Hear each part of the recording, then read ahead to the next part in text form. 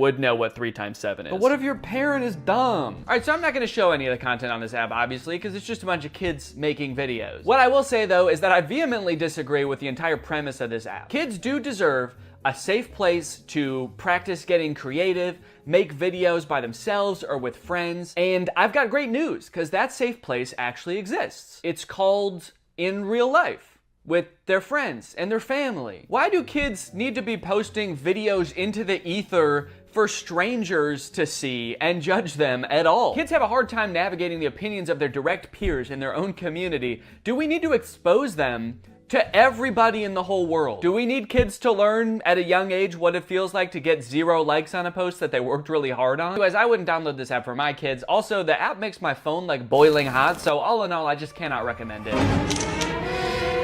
With 4,000 reviews, Enigma is a social media platform for sharing and viewing UFO sightings. Naturally, I want to get on here and fake a UFO sighting. Whoa! We found 1,805 Enigmas within your vicinity. Holy cow. And I can get notified when there's a new UFO sighting in my area. Okay, medium-sized object gliding in London. Let's take a look.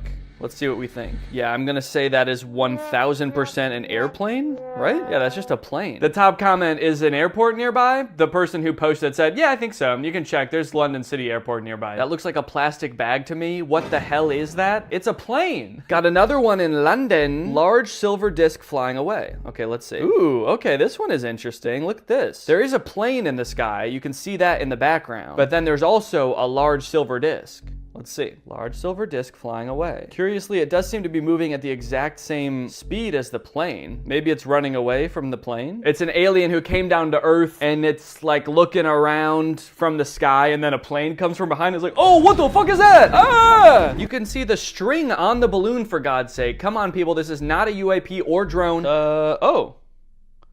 Yeah, I can see like a faint string-like entity, but you know, that could be anything. That could be some kind of alien technology, a probe, it could be a tentacle, it could be that thing's dick, I don't know. Yeah, this video also seems like it might have a string. Okay, you know what? I am starting to think that it is clearly a balloon. Okay, here's one of the audio-only posts for some reason. Let's see. Boomerang-shaped object with red lights flying. Sitting at this graveyard in a church.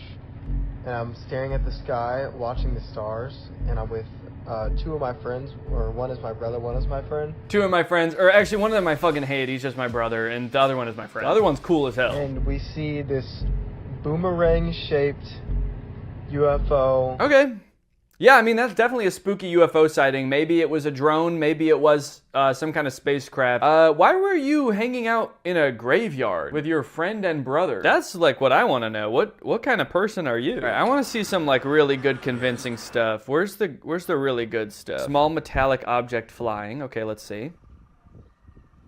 See, now I'm just gonna think every single one is a balloon. I'm like, that's just a shiny balloon. It's a balloon. Yeah, okay, so the people agree with me. The fact that the comments say Myler balloon makes me believe it isn't. That along with my own eyes watching the video. Okay, so there's some people on the app that think everything's a balloon, and other people on the app that are like, I'm gonna believe the opposite of what everyone else says. You know, I'll be honest, I was kind of expecting to get onto this app, and it would be kind of just like an echo chamber of everybody being like, on every video, oh my gosh, UFOs are real. The government is really hiding it from us. But there's a lot of very skeptical people on here. You can't just upload a balloon on this app and expect people to buy it. Honestly, they might even be more skeptical than me, because that first one that was a balloon, I didn't even notice the string. I was just like, whoa, that's crazy. I was about to throw my whole life away and go search for UFOs. And the comments actually kind of talked me down. It does look like there's actually a lot of sightings around O'Hare Airport, which is kind of funny. What the fuck is that thing in the sky? It's landing at the airport! This app kind of sucks to use. It's like really laggy. I'm pressing the button to go to the comments on this one. It's like really slow. I think this app is trying to lose users. I think they have something to hide. Someone said this looks like a spot on a glass window. That's actually kind of a good idea. Maybe I'll try to upload a video of that and see what people think. Okay, I'm gonna draw a little dot right here. Oh yeah, now that looks like a spaceship. I think maybe this needs a more distinct look to it. Like maybe it needs to be more like a pill shaped or something. That way you can tell it's not just a random schmud. Something more sinister. Oh, yo, yo, whoa, whoa, whoa, whoa! Okay, that was, I feel like that one was actually kind of convincing. Let's see. Yo, whoa, whoa, whoa, whoa! Freaking the heck out as this thing just kind of meanders gently through the sky. Yeah, this looks totally fake. I'm not even gonna pretend it looks real, but I'm just gonna post it and see what people say. And I swear to God, if they try to gaslight me into thinking it was a balloon, I know what I saw. Oh, it's under review. Under review. I wonder who reviews it. Bashar decided that your video's fake, so we're actually not gonna post it on the app. Does a physical person have to look at that and decide whether it goes up on the app? I don't know if I like that. I don't know if it's actually gonna get approved now. But good news, guys, after just a couple minutes, I got a notification that my video was approved. So I went into the app to check it out, and my video was clearly labeled denied. I don't know why they had to lie to me about it. That makes it hurt even more, but they saw right through my charade, and they denied my video, guys. All right, so I went out and I created what I think is a much better UFO sighting video. Here's what I did. I went to Walmart, I found myself some shiny balls, and I took them to a field. My plan?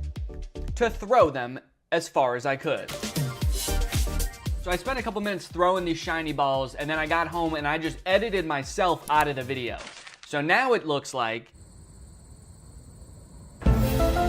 was taking a video of the beautiful day in the forest preserve. I didn't notice until later some object flies by. It looks like it might be spherical, question mark. It didn't make any noise, otherwise I probably would have noticed it, and it must have been pretty high up, otherwise I would have seen it while taking the video. Next. That's my story, man, and I'm sticking to it. You could torture me and I'll never give you the real one. How many objects did you see? 1. What was the shape? Sphere. Did any sensors detect the UAP? What if I was like, oh yeah, I totally forgot. I had my sonar, radar, night vision, and infrared all out, and they saw it. Are you any of the following? I am a scientist. That seems like probably the only one of these that I can pretend to be without like breaking some kind of law, so I'm gonna say that. Okay, here it goes. Finished. Let's see what happens. I'm nervous. I want to get some feedback on this one, man. I hope it actually gets on the app. And wouldn't you know it, guys, it did get approved, and it even got 2 comments. One of them said, I can't see anything. And the other person said, good catch. So after all of that, I have successfully fooled 1 person.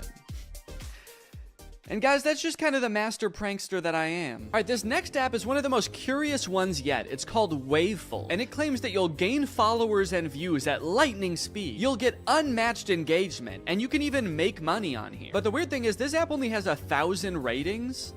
So like, where are these followers gonna come from? I mean, I guess maybe there are millions, even tens of millions of people using this app, but they're all so freaking famous now, they don't even have time to leave a review. Finally, an app where I can break through the noise and become the influencer I was born to be. And everyone else on the app is gonna be breaking through the noise too. It's almost like there's gonna be a new noise of people breaking through the noise. Well guys, take a good look, cause this is the last time you're gonna see me before I become famous beyond my wildest dreams on the Waveful app. My plan is to just make a bunch of garbage content and then make a bunch of money. Okay, it wants me to add a profile picture and a username. Well, I haven't decided on what kind of art I'm making, so I kind of just have to pick like a general name that could be cool for any genre of content. So I'm gonna go with something versatile like Swaggy Jason. I'm gonna save the profile picture for later. I'm not ready to do that yet. Just picture like a guy named Jason, but swaggy. Waveful would like to send you notifications. Actually, I don't know if I want to allow that. If I'm to believe the description of this app, it's gonna send me way too many notifications. Just millions of followers a second. Okay, select your interests. Fun is the first interest it lists. Nah, I'm not actually really interested in fun. Pretty overrated if I'm being honest. Do they have sadness and boredom on here actually? Swaggy Jason is gonna be interested in authenticity, just the concept of hobbies. No hobby in particular. When people ask Swaggy Jason, what are your hobbies? He says, my hobbies are interests. And then they say, okay, what are your interests? And he says, I'm pretty interested in hobbies. Create your first post. Select an island to add to your first post. Other members will be able to see it and welcome you. I have to create a first post right away? No, it's like if you want to be a part of this app, you have to post right now. And what does this even mean? Select an island to add to your first post. I'm guessing these are kind of like hashtags, or are these like subreddits? Kind of? Music and video. Okay, let's just do music and videos. Okay, so there's also a media gallery, so I can choose other people's images to upload. Are these all AI images as well? They kind of look like it. Man, this really does make being a creator easy. I can just post somebody else's image, still can't tell if that's AI, and I can caption it. Whoa! It'll suggest a caption for you too? Sunshine and puppy dust. Who needs a cleaning service when you have this much cuteness? Okay, so I can just steal an image, auto-generate a caption, and post it, and become insanely famous. I think Swaggy Jason's liking this app already. Okay, I posted it. So here is my image, and let's see. It already has 4 views? Guys, it's been like 20 seconds and this already has 4 views from people I don't. Wait, why is my name Danny on here? I didn't approve that. Excuse me. It never even asked me my name. Get that out of here, dude. I'm Swaggy Jason. Okay, now my post has 6 views already. That's crazy. Now it's got 7 views, 8 views. Holy cow, dude. Me and this puppy are going to the moon, baby. 12, 13. Holy cow, dude. We're going viral. Look at this. What? How is it doing that? I already have a follower. All right, let's check out some of the content people post on this app. I'm curious what else is going viral on here. Just a video of a barbecue happening. Just a bunch of cooked meats. That's cool. 49 likes. A picture of roses. 257 likes. What are the comments on this? Beautiful roses. Nice roses. Absolutely beautiful. Absolutely beautiful. Just a picture of these 2 ladies. 113 likes.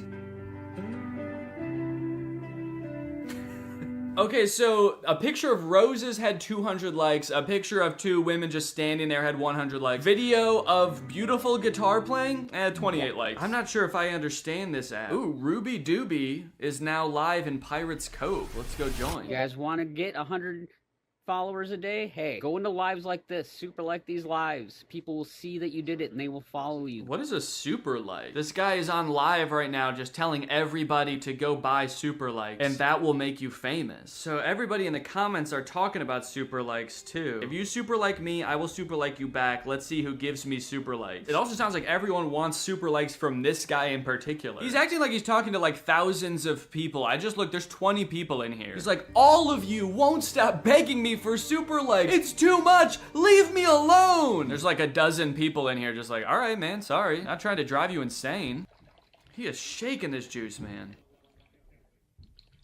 I think it's shaken up by now. Okay, so it looks like you can give regular likes, and then over here on the other side, there's super likes. And in order to do that, you have to buy them. And then I'm assuming since super likes cost money, if you send them to somebody, they get a cut of the revenue from that super like, and that's how you make money on this app. So it seems like just from my limited experience on this app, everybody is kind of trying to trick everyone else to send them super likes. Like that guy in the live stream was like, guys, if you want me to give you a super like, all you gotta do is give me super likes, all right? Why would I give you a super like when you haven't even given me 10 super likes yet? Dude, my video already has 300 views and 24 likes. People are loving this dog. Wait a minute. Noticing some of the same comments over and over. Aw, so cute. Aw, so cute. Cute overload. Cute overload. Well, I know for a fact there are at least some real people on this app because that dude who was live was definitely real. Ruby Doobie or whatever his name is. Since this is an app full of low effort stolen content, I figured if I come on here and make some original music, people are gonna be blown away. They'll have never seen anything like it. So Swaggy Jason got out his guitar and started strumming. Swaggy Jason's coming. I heard him knock on the door. Swaggy Jason's coming. He's gonna swag on the floor. Yeah, well, hope that captivates some people and gets their attention, and we'll see how that does. Swaggy Jason's coming. Alright, I'm officially pissed. It's been about 24 hours, and I thought by now I would surely have hundreds, if not thousands of followers. My song would have rocketed to stardom. But the video only has 30 likes and 4 comments. Now that might seem pretty good for my first, actual post ever on the app, but my real first post, just the static image of a dog, has 47 likes and 11 comments. Everybody is losing their mind over this dog, posting the same 3 comments over and over. Still not sure what's going on with that. Anyway, I do have one positive thing to report, and that's that my song did get 1 super like somehow. So even though people were far less impressed by this one in general than the dog picture, there was one person that was like, this is probably the coolest song I've ever seen. I gotta spend money on this. Also, I do have 39 followers now, which is pretty good for having only posted 2 things. I mean, I gotta say, I don't think that would really happen on any other app, so that's cool. I wanna figure out what to post next, and I'm really having to resist the urge to put a lot of effort into something that is gonna yield no rewards. Plus, I wanna see how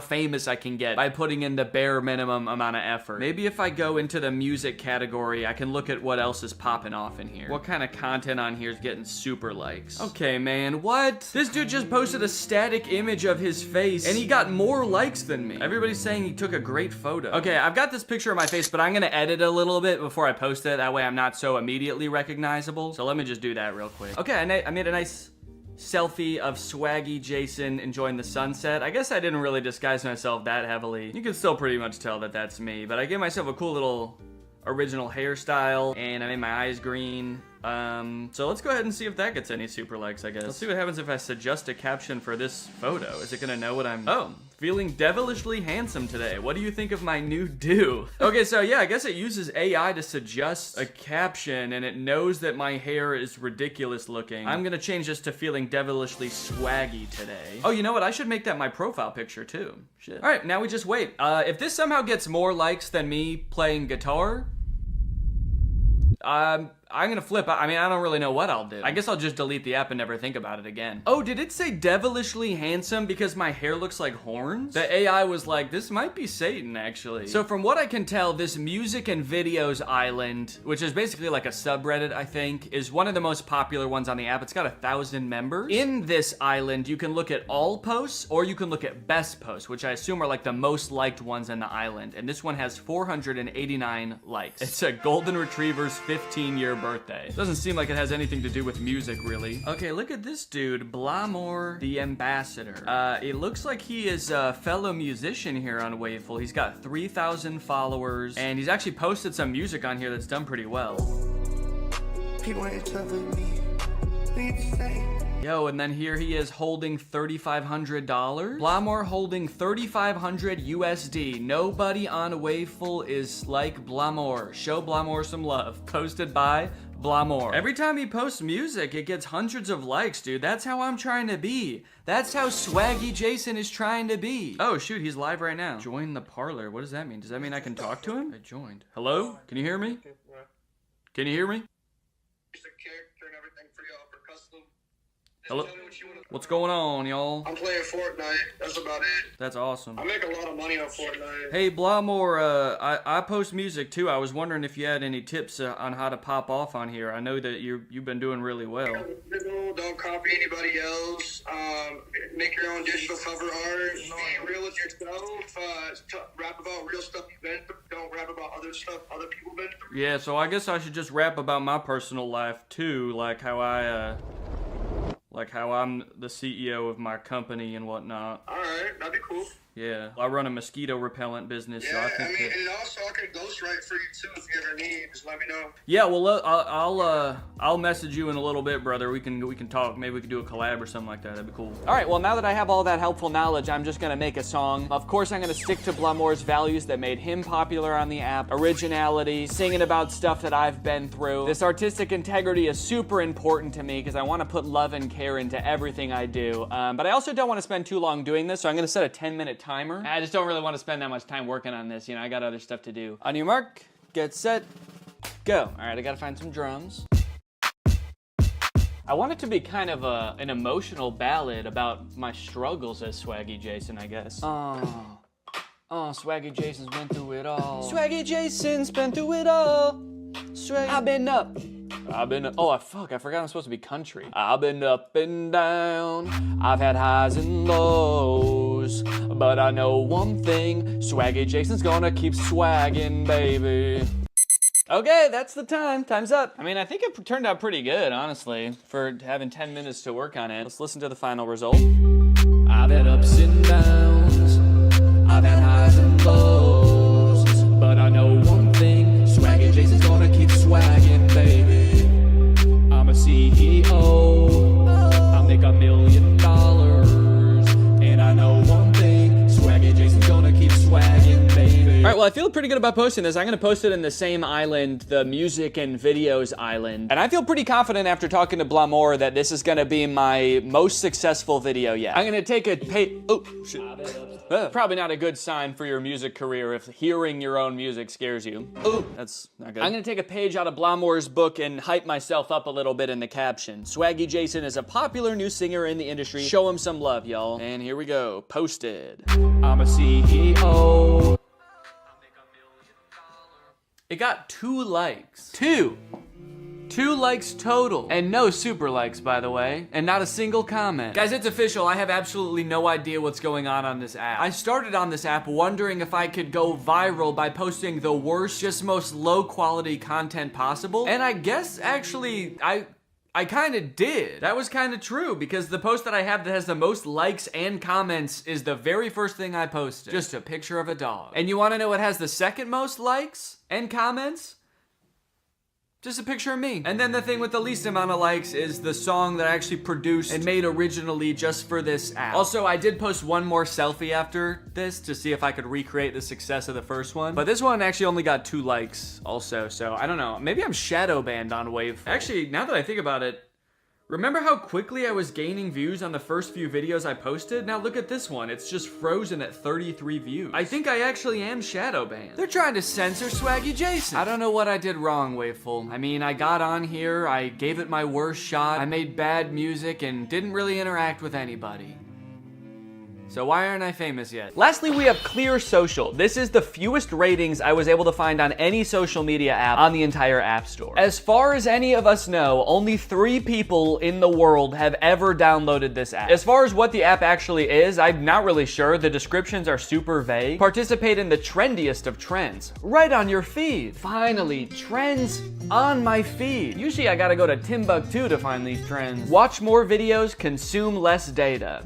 Don't know what that means. Don't just watch, chat with your favorite creators. All 3 of them. So it kind of seems like the most generic social media app ever. However, all of its 3 ratings are 5 stars, so the people are loving it. My goal on this app might be really easy or really difficult. I guess it depends how things look once I get in there, but my goal is to try to become the most followed person on this app. I want to be the King Batch. I want to be the Mr. Beast of Clear Social. Clear Social would like to send you notifications. Absolutely. I'm gonna need to know when I'm blowing up on here. Okay, you can view reels shared by other users here. This is actually kind of weird. It's like giving me a tour of the app, and the only option is to skip the tour. There's no like next button. I don't even know where I tap, like how do I continue the tour? I feel like this app has such a low self-esteem. It's like discover hashtags and watch reels, but you probably don't care about any of that. You think I'm stupid, don't you? Looks like the first video it's showing me was maybe posted by the official Clear account.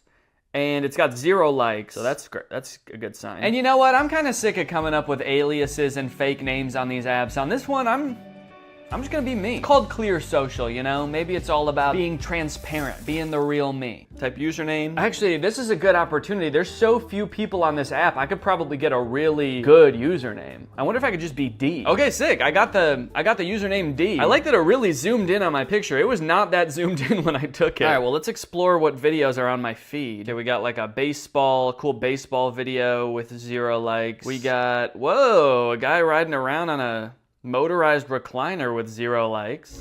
A like and 2 comments. It seems like the vast majority of videos on this app have either like 0 or 1 or 2 likes. The most followed person I've been able to find so far is this dude, Ask Dom That, and he has 13 followers. That's the most followers I've seen on this entire app, so if I could get 14 followers, then I would be the new king of this app. Even this account called Trending, which seems to be like an official Clear Social account, only has 6 followers. So there's not a ton of competition, but I guess that also means there's not a ton of people out here who are even following people. There's also this chatter section of the app, which I think is basically just like a Twitter. And it looks like nobody's even posted anything on here since July 24th, which right now is 7 days ago. And then the post before that was in May. So I don't even know if people are on this app that often. But I guess there's only one way to find out. I'm gonna try to create some posts that appeal to the widest range of people possible. Maybe I'll start out on this Twitter section. Can I just type a little chat? One thing I've learned from Mr. Beast,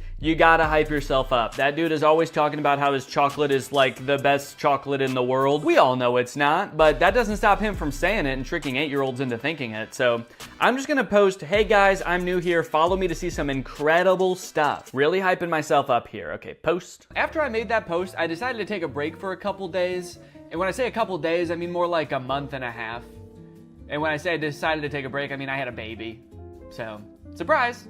I have 2 kids now. So I've been pretty dad-pilled the last month, not really thinking much about Clear Social. I decided to open it up for the first time today to the bitter realization that that post did not really work at all. I still only have 4 followers after all that time. So right now I'm just kind of pissed off because it's like I had that whole month, and what do I have to show for it outside of a beautiful new life entering the world? Anyway, it was time to get back into Clear Social, so I came in today with a plan. My plan to become the most followed person on Clear. There's not many people who are active on Clear. In fact, since I made that post, there have only been 6 different posts in the chatter tab, and 5 of those have been from the same person. So it kind of seemed like it was gonna be a challenge to even find active people to follow me. So what I did was make a video where I said I would be following back anybody who followed me. I posted that video.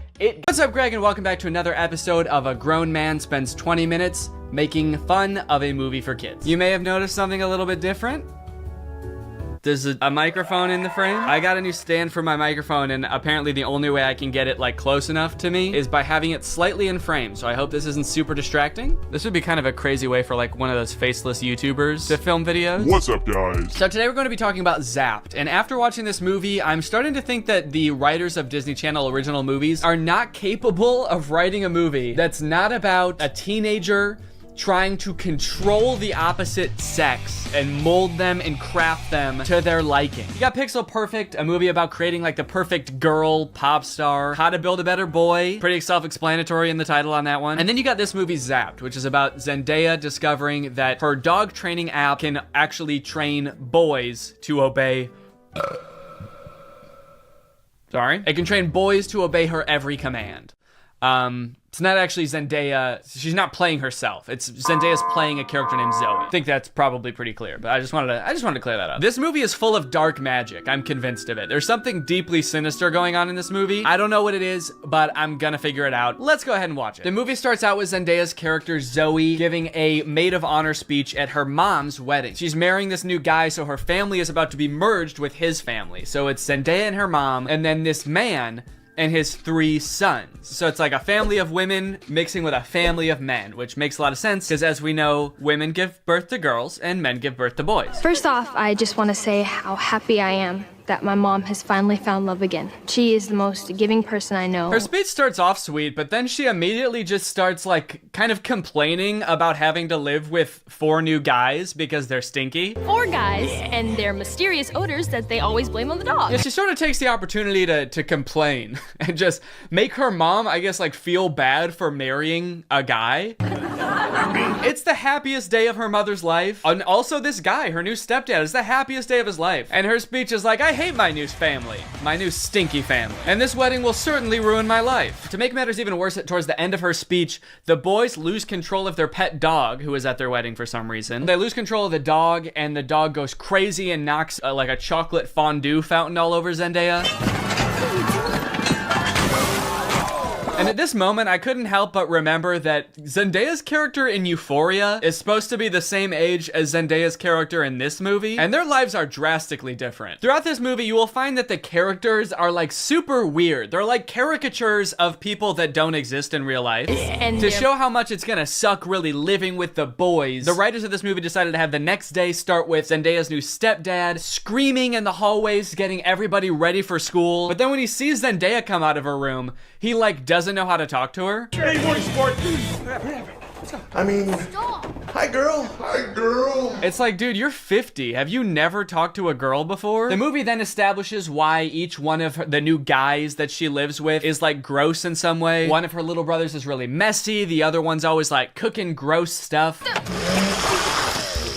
Which is like a weird character trait. I get the messy younger brother, but like the gross cooking younger brother, is that a thing? Is that something I'm supposed to be able to relate to? And then the oldest of the brothers is like always frantically running around. He's like always late for something. He's really scatterbrained. My pants! Where are my pants? Where are my pants? Where are my pants? Okay, excuse me, can we just establish a few ground rules here? You're not wearing pants. Please stay out of my personal space bubble. Look, Zoe, I have morning basketball practice, and then a players meeting, and then a captain's meeting, and then even more practicing. Kind of weird to respond to a request about like not invading my personal space when you're not wearing pants by saying like, but Zoe, I've got basketball practice. Like he fully like bumps his butt on her while getting ready in his underwear, and she's like, can you not do that? And he's like, sorry, sometimes when you're busy you just gotta rub up on your stepsis in your underwear. What don't you get? I'm in many extracurricular clubs, okay? Along with moving into a new house with all these boys, she also starts attending her new school, which is the school that her brother goes to. And you know how in Disney movies there's always like the distinct cliques, like there's the popular crowd and then there's like the stoners, but they never say stoners in the Disney movie. They're just kind of like, these are like the kids who wear jean jackets. This movie has the most insane high school posses ever. You got the skateboard boys. Okay, that's pretty normal. The next group she sees are the shirtless workout boys. And then just the straight up stinky boys, where the only like defining characteristic is that they're dirty, flea-ridden, smelly boys. You can hear like flies flying around them. What clique is this supposed to be in high school? And then there's the popular group, one of whom is also pretty stinky himself, actually. The Tripster? The Tripathon?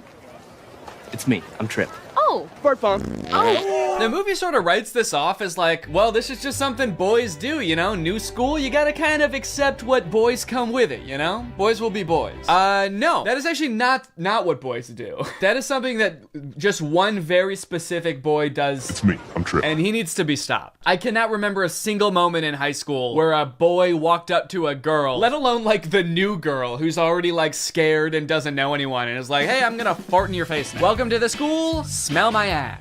But it's not all bad though. She does make a friend on her very first day. And in typical Disney Channel movie fashion, she is wearing a fedora. Every Disney Channel movie has to have a token fedora blazer wearing character. But the boys here are cute, aren't they? All of them. I think we have the highest percentage of cute boys in the entire greater Westlake area. Unlike Zoe though, she actually kind of likes the boys at the school. She's like, sure, they may have their flaws, but they're pretty cute. Wow, you seem a little... Oh, boy crazy? Yeah, that's the official diagnosis. Hold up, this girl has a picture of a boy that goes to her school in her locker? Is that a thing? I remember in like middle school, girls would have pictures of like celebrity boys in their locker. Imagine seeing a picture of you in somebody else's locker. I'd feel like I was being hunted. It's weird to have his picture in your locker. It's even weirder in the movie when we find out that she also actually has pictures of him printed out on her pillows in her bed. Nope. That's scary. Imagine if they start dating, she's like FaceTiming him in bed, and she like accidentally tilts the camera a little bit to the side, and he just sees his own face next to her. Wait, what was that? Is that me? Of course, Zoe does have a love interest in this movie, and he is introduced early on. It's this guy. Every boy in the movie is depicted in a negative light except this guy, because this guy, he's not like other guys. Mr. Kale, pay attention. There will be a quiz. On the praying mantis? Sphodromantis viridis, carnivorous member of the phylum Arthropoda, class Insecta. Wow, he really is different than all the other guys. He knows about praying mantises. Most guys around this school don't know shit about bugs. Yeah, the movie really seems to depict this guy as like the way that guys should be. Guys shouldn't be stinky and messy, okay? Guys should wear beanie and sunglasses and know shit about bugs and be 35. I know I talk about this in like every Disney Channel original movie video that I make, but this guy literally looks like he's 30. Maybe he was held back for being too cool or not not being stinky enough. That seems to be a requirement at the school. He went on stage to accept his diploma and they shook his hand and they were like, wait a minute, why isn't your hand sticky? Actually, there's no flies flying around you. Get out of here, dude. Back to freshman year. No wonder you do the silent lone wolf sunglass rebel thing. Oh, it's pancake mishap this morning. No, I'm not looking at that. Okay, well then what are you looking at? I'm looking at you. Creepy. Stops in the middle of the hallway just to stare her down. I think I've got you figured out. Oh, really? Mm-hmm. Yeah, I don't know, man. This just comes off as creepy to me. I guess this is supposed to be romantic, but it's not really romantic to me. Just scary. I can see inside you. Another one of the plot lines in this movie is that Zoe wants to join the dance team, but the girl who runs the dance team is like the popular mean girl. She doesn't want Zoe on the dance team because she's too good at dancing and it's gonna make her look bad or something. Anyway, by now you're probably wondering, when the frick does this app thing happen, right? When the frick does Zoe discover that the dog training app works on boys? Well, at first, it doesn't. Zoe's just trying to train the family dog because it's all just like the rest of the boys in the house. It's stinky. Gross. And it like destroys her room and shit. Breaks this thing that her dad gave to her. She downloads this app called Listen and Obey, which is kind of an ominous sounding app. Sit.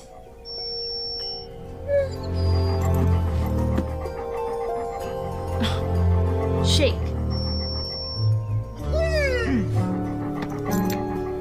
Right away, this app is already clearly cursed with dark magic, right? And the dog can even tell too, because you know what the dog does the second he realizes what's going on? He grabs her phone and runs off with it and tries to destroy it, presumably to break the curse. And then what happens next is honestly the most confusing part of the movie, okay? So the dog drops the phone in the bath. Her brother gets it out and tries to swing it around to get the water out of it. It flies out the window, swings around a satellite dish, slides down a solar panel, and lands in dog food. And from here on out, that app is now able to control boys. Any man or boy this app can control against their will. Sit.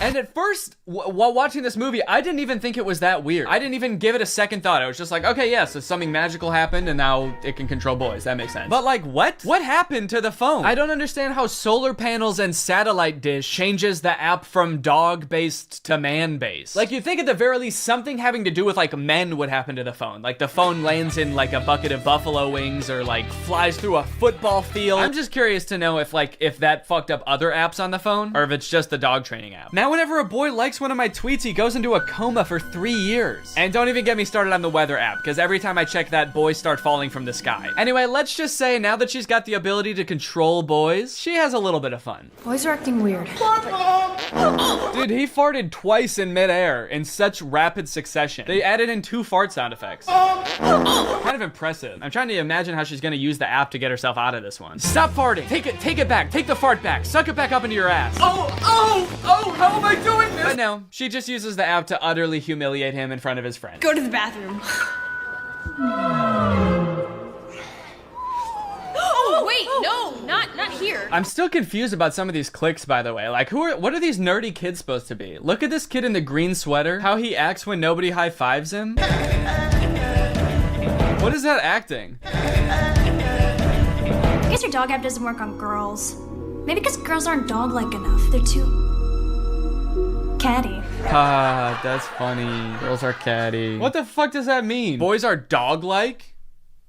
What the hell? I mean, I guess in this universe they kind of are. They're like flea-ridden, mangy boys. Why do we smell like we smell? So pretty much like the majority of this movie is just Zoe using the app to like get what she wants and make all the boys at the school act exactly how she wants them to. She turns the skater boys into gentlemen. She goes up to the nerdy gamer kids and tells them to like go do yoga instead of playing video games. Let's go do some yoga. And her brothers, dude, don't even get me started on what she does to her poor brothers. I'm taking the brothers' side, all right? They did nothing wrong. Her poor brothers were just living their lives until Zoe moved in and tries to fix them. Be clean. Holy moly, it's filthy in here. Her messy brother, she tells to be more clean, which turns him into this like hyper-hygienic husk of his former self. I need a sponge and soap and paper towels and a power washer. For the rest of the movie, he's literally he's scrubbing everything frantically in a panic. Anytime there's a mess, he's like, I gotta clean it up. She tells the gross cooking boy to cook less gross stuff. Start making less gross food. So he's like cooking 5-star meals for the rest of the movie. And then the oldest brother, she tells him to be more focused. Be focused.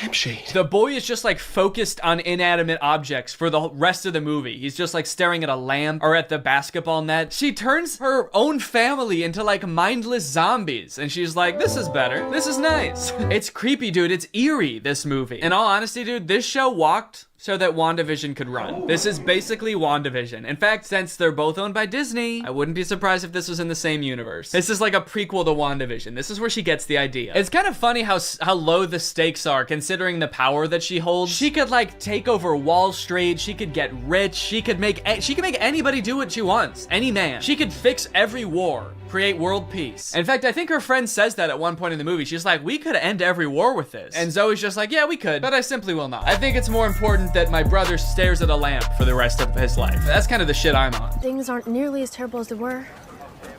Then again, I'm talking to a dog, so I might just be losing my mind. Hey, smartphone. In this scene, there's a little bit more development with the love interest. Zoe runs into him reading alone in the park. So what are you reading? Oh, no, let me guess. The Cool Guy's Guide to Wearing Sunglasses Inside. It's close.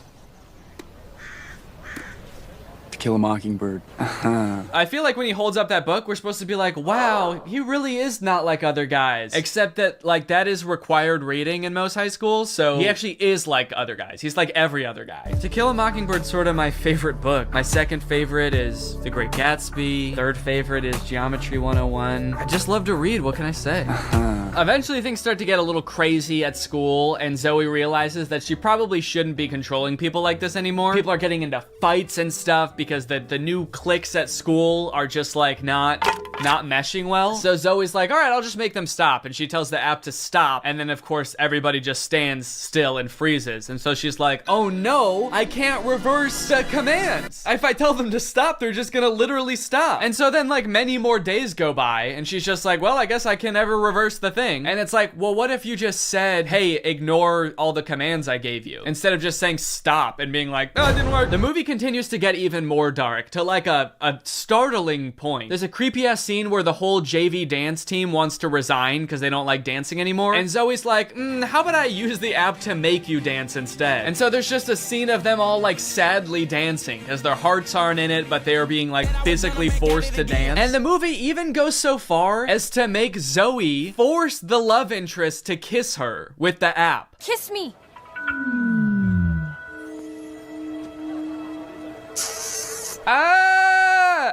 She just forced a guy to kiss her. Disney, what are we doing here, dude? What's going on? We need to have a talk with the writers of these movies. Anyway, Zoe feels bad after this, and she gets all stressed because there is a college scout coming to the basketball game. But Zoe's brother obviously isn't playing very well because the only thing he can do is like stare at an object for hours at a time. Welcome to a new season of Husky basketball. The Huskies have been struggling with practice, and there's a college scout in the stands. So tonight's game could be a nail-biter. I like that the scout is writing stuff before the game even starts. What do you think he's writing? Ball round, court shiny, boys stinky. Just as the beginning of the movie made no sense, the ending also makes no sense. The phone falls into the wrong hands. The popular girl figures out that Zoe is using it to control people. I don't know how she figures it out. She just like sees Zoe holding it during dance practice and she's like, she's holding her phone while dancing? She must be using mind control. I gotta get that phone. Anyway, she steals the phone. At the basketball game, she just like starts making everybody obey her every command. Bow down to me. In order to get the phone back, Zoe's like, how about I just do whatever you want? I'll do anything you want. Just say the command. Hands. And then this happens. Roll over.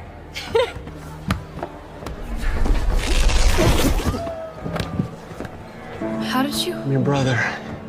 We stick together. Sorry, what? He just broke the curse. Like the spell that everyone is under. He just like got up and he's like, I'll do it with you. I'm your brother. Don't worry about it. It's like, I'm sorry, is that what breaks the curse? Being a brother? Being her brother? And then eventually like her whole family is able to resist the app and get on the ground with her and start doing it. And it embarrasses the popular girl. And they, like the only explanation for it is this. Why isn't this working? Because everyone knows.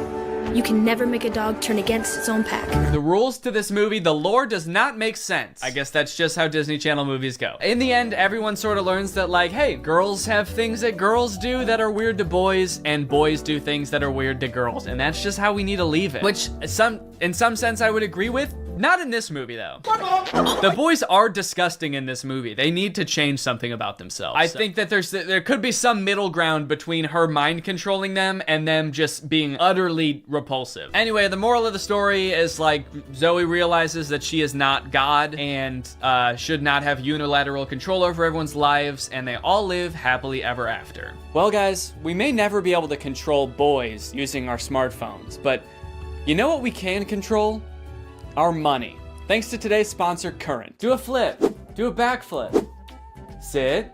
Speak. I love you, Father. Good boy. That's right, guys. Today's video has been sponsored by Current. Current is the future of mobile banking. You guys have heard me talk about how awesome Current is before, how flexible they are, how transparent they are with things like no hidden fees. But today, I've got something new to talk about, and that's interest. Because Current just launched a new feature called Interest where you can earn 4% APY on your money. That's 4% for your money literally just sitting there. That's right, you don't gotta be throwing money at the stock market or buying NFTs and investing in cryptocurrency to get some return on your money. With Current's interest feature, you literally just get 4% for your money just sitting there. And as if that's not already enough reason to start using Current, I am once again going to be giving away $5,000 with Current's help. So go ahead, download Current, make an account, use the code DANNYINTEREST for a chance to win, and so you don't miss out on that 4%. Signing up for Current is totally free to do. You can do it right now. So honestly, there's really no reason not to. All right, well, thank you to Current for sponsoring this video, and thank you to you guys for checking out Current. They've been a long-time sponsor of the channel. They've helped me do some amazing things,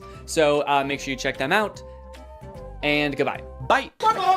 What's up, Greg, and welcome back to the Beef Zone, baby. This is where we talk about the internet's hottest drama going on right now. Today we're going to be talking about Axel Weber. He's a TikTok star, and he's already started one of the year's most insane internet quarrels. I don't particularly talk about internet drama too much on my channel, but I had to do an installment of the Beef Zone just this once because this is a pretty unique case. I don't think I've ever seen anybody start an internet beef quite like this before, and that's because this dude, Axel, has started a feud with a college. This dude has started beef with a 4-year accredited institution. I've never seen that happen before. Other influencers are out here starting beefs with each other because of like messy breakups, problematic tweets. This dude's out here starting beef with institutions. That's crazy. I'm gonna start doing that. The DMV, you're done. You're canceled. I had to wait in line once 5 years ago when I got my license renewed. You're done. Everybody go harass the DMV now, please.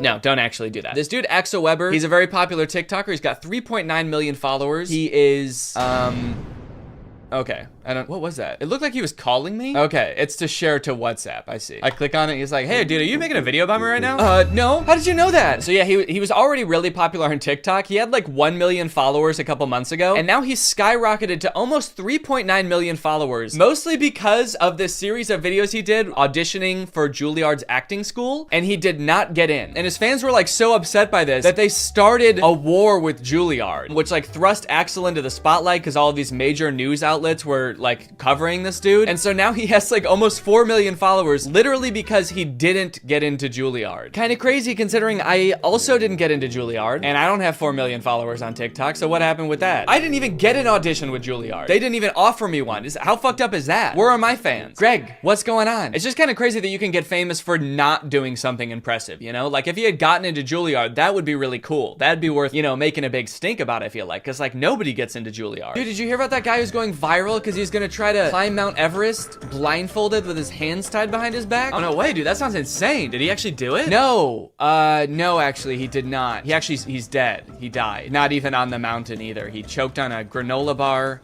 on the flight to Mount Everest. He's going viral? Yeah, dude, his funeral has 800 million likes. So I feel like to fully appreciate this story, we kind of have to go back to the beginning where it all began. So in December of 2021, just about a month ago, Axel had just moved to New York. He's pursuing acting. He's making a bunch of TikToks about living in the world's smallest apartment, and he has just hit 1 million followers on TikTok. Hi, we just hit 1 million on TikTok. Come on.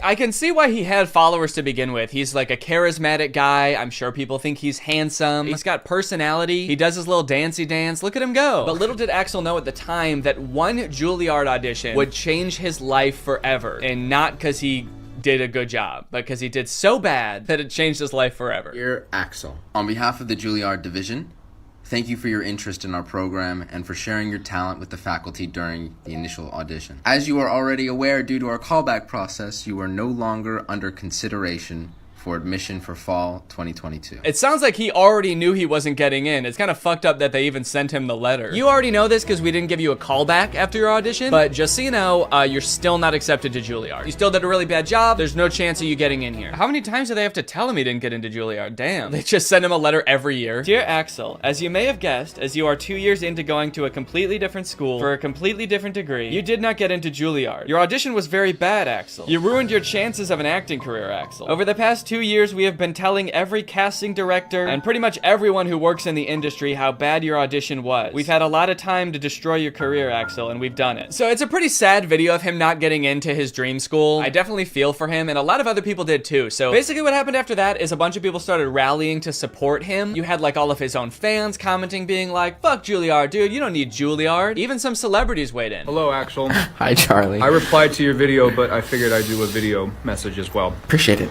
Not only did I not get into Juilliard, but I didn't get into 5 of these prestigious schools that I wanted to get into that I thought could better my career. Don't believe it. And while I do think school is great, and I did end up going to Berkeley, Okay.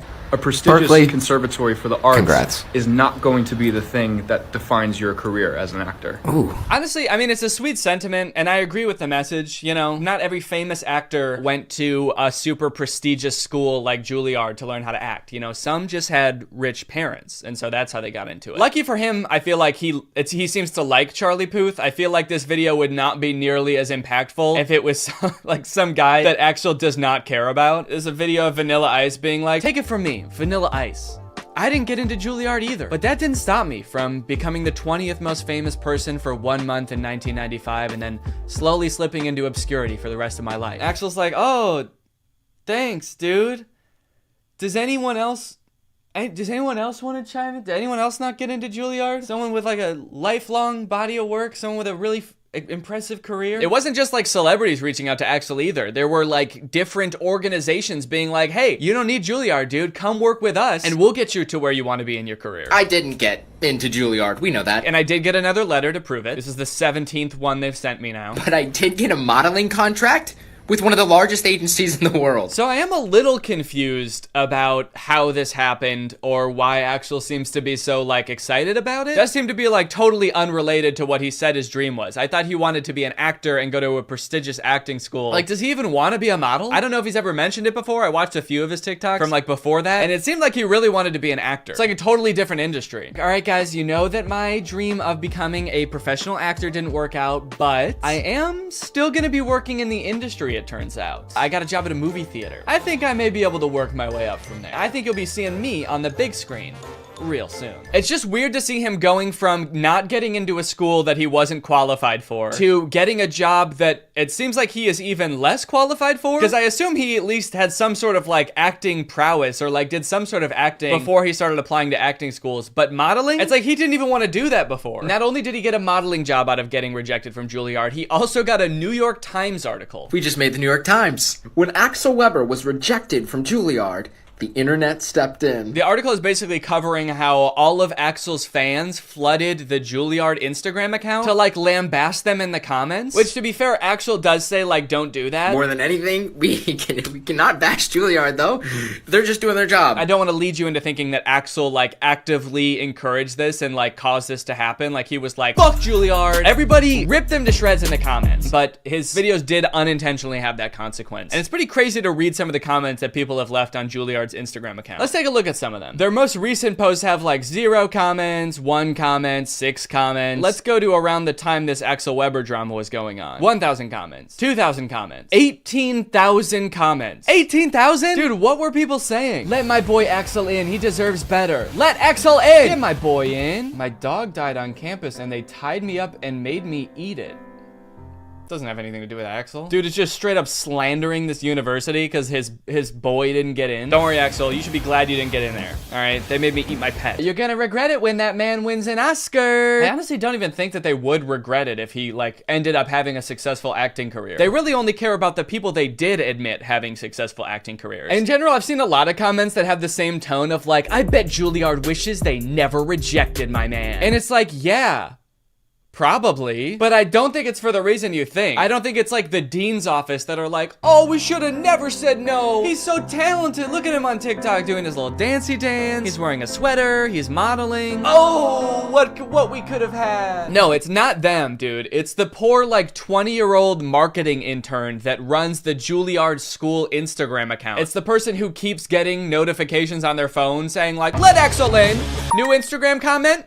Let Axel in. They're the one that's probably like, Jesus Christ, couldn't they just fucking accept this kid? I really like this comment. Let him in, you dogs. L school. Juilliard does not care, all right? They do not care that they have 18,000 comments on one post. The headmaster of Juilliard, what is it?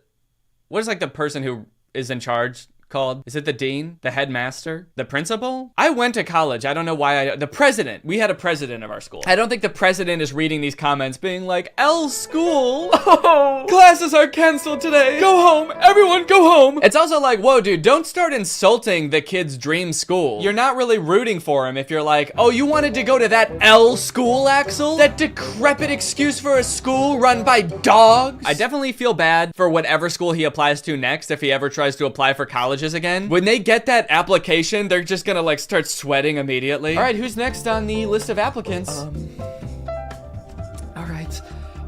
No pressure, but if we don't let this kid in, we're gonna get doxxed and swatted. Right now, you're probably wondering, like, what were Axel's chances of getting into Juilliard? Like, was he a shoo-in and like a really good actor and had like an insane experience? What is this guy's qualifications? First off, let's look up how hard is it to get into Juilliard. Spelled Juilliard wrong, so I am definitely not going to get in. Admission to Juilliard is highly competitive with an overall acceptance rate between 5 and 8%. So it's an extremely difficult school to get into. Obviously, it's like insanely prestigious. But you know, maybe he killed his audition. Maybe he's a great actor. So let's see. He has a TikTok talking about how his audition went. So let's hear in his own words how he describes it. Here's how you absolutely botch a Juilliard audition. Remember I said the only thing I can't do is an accent?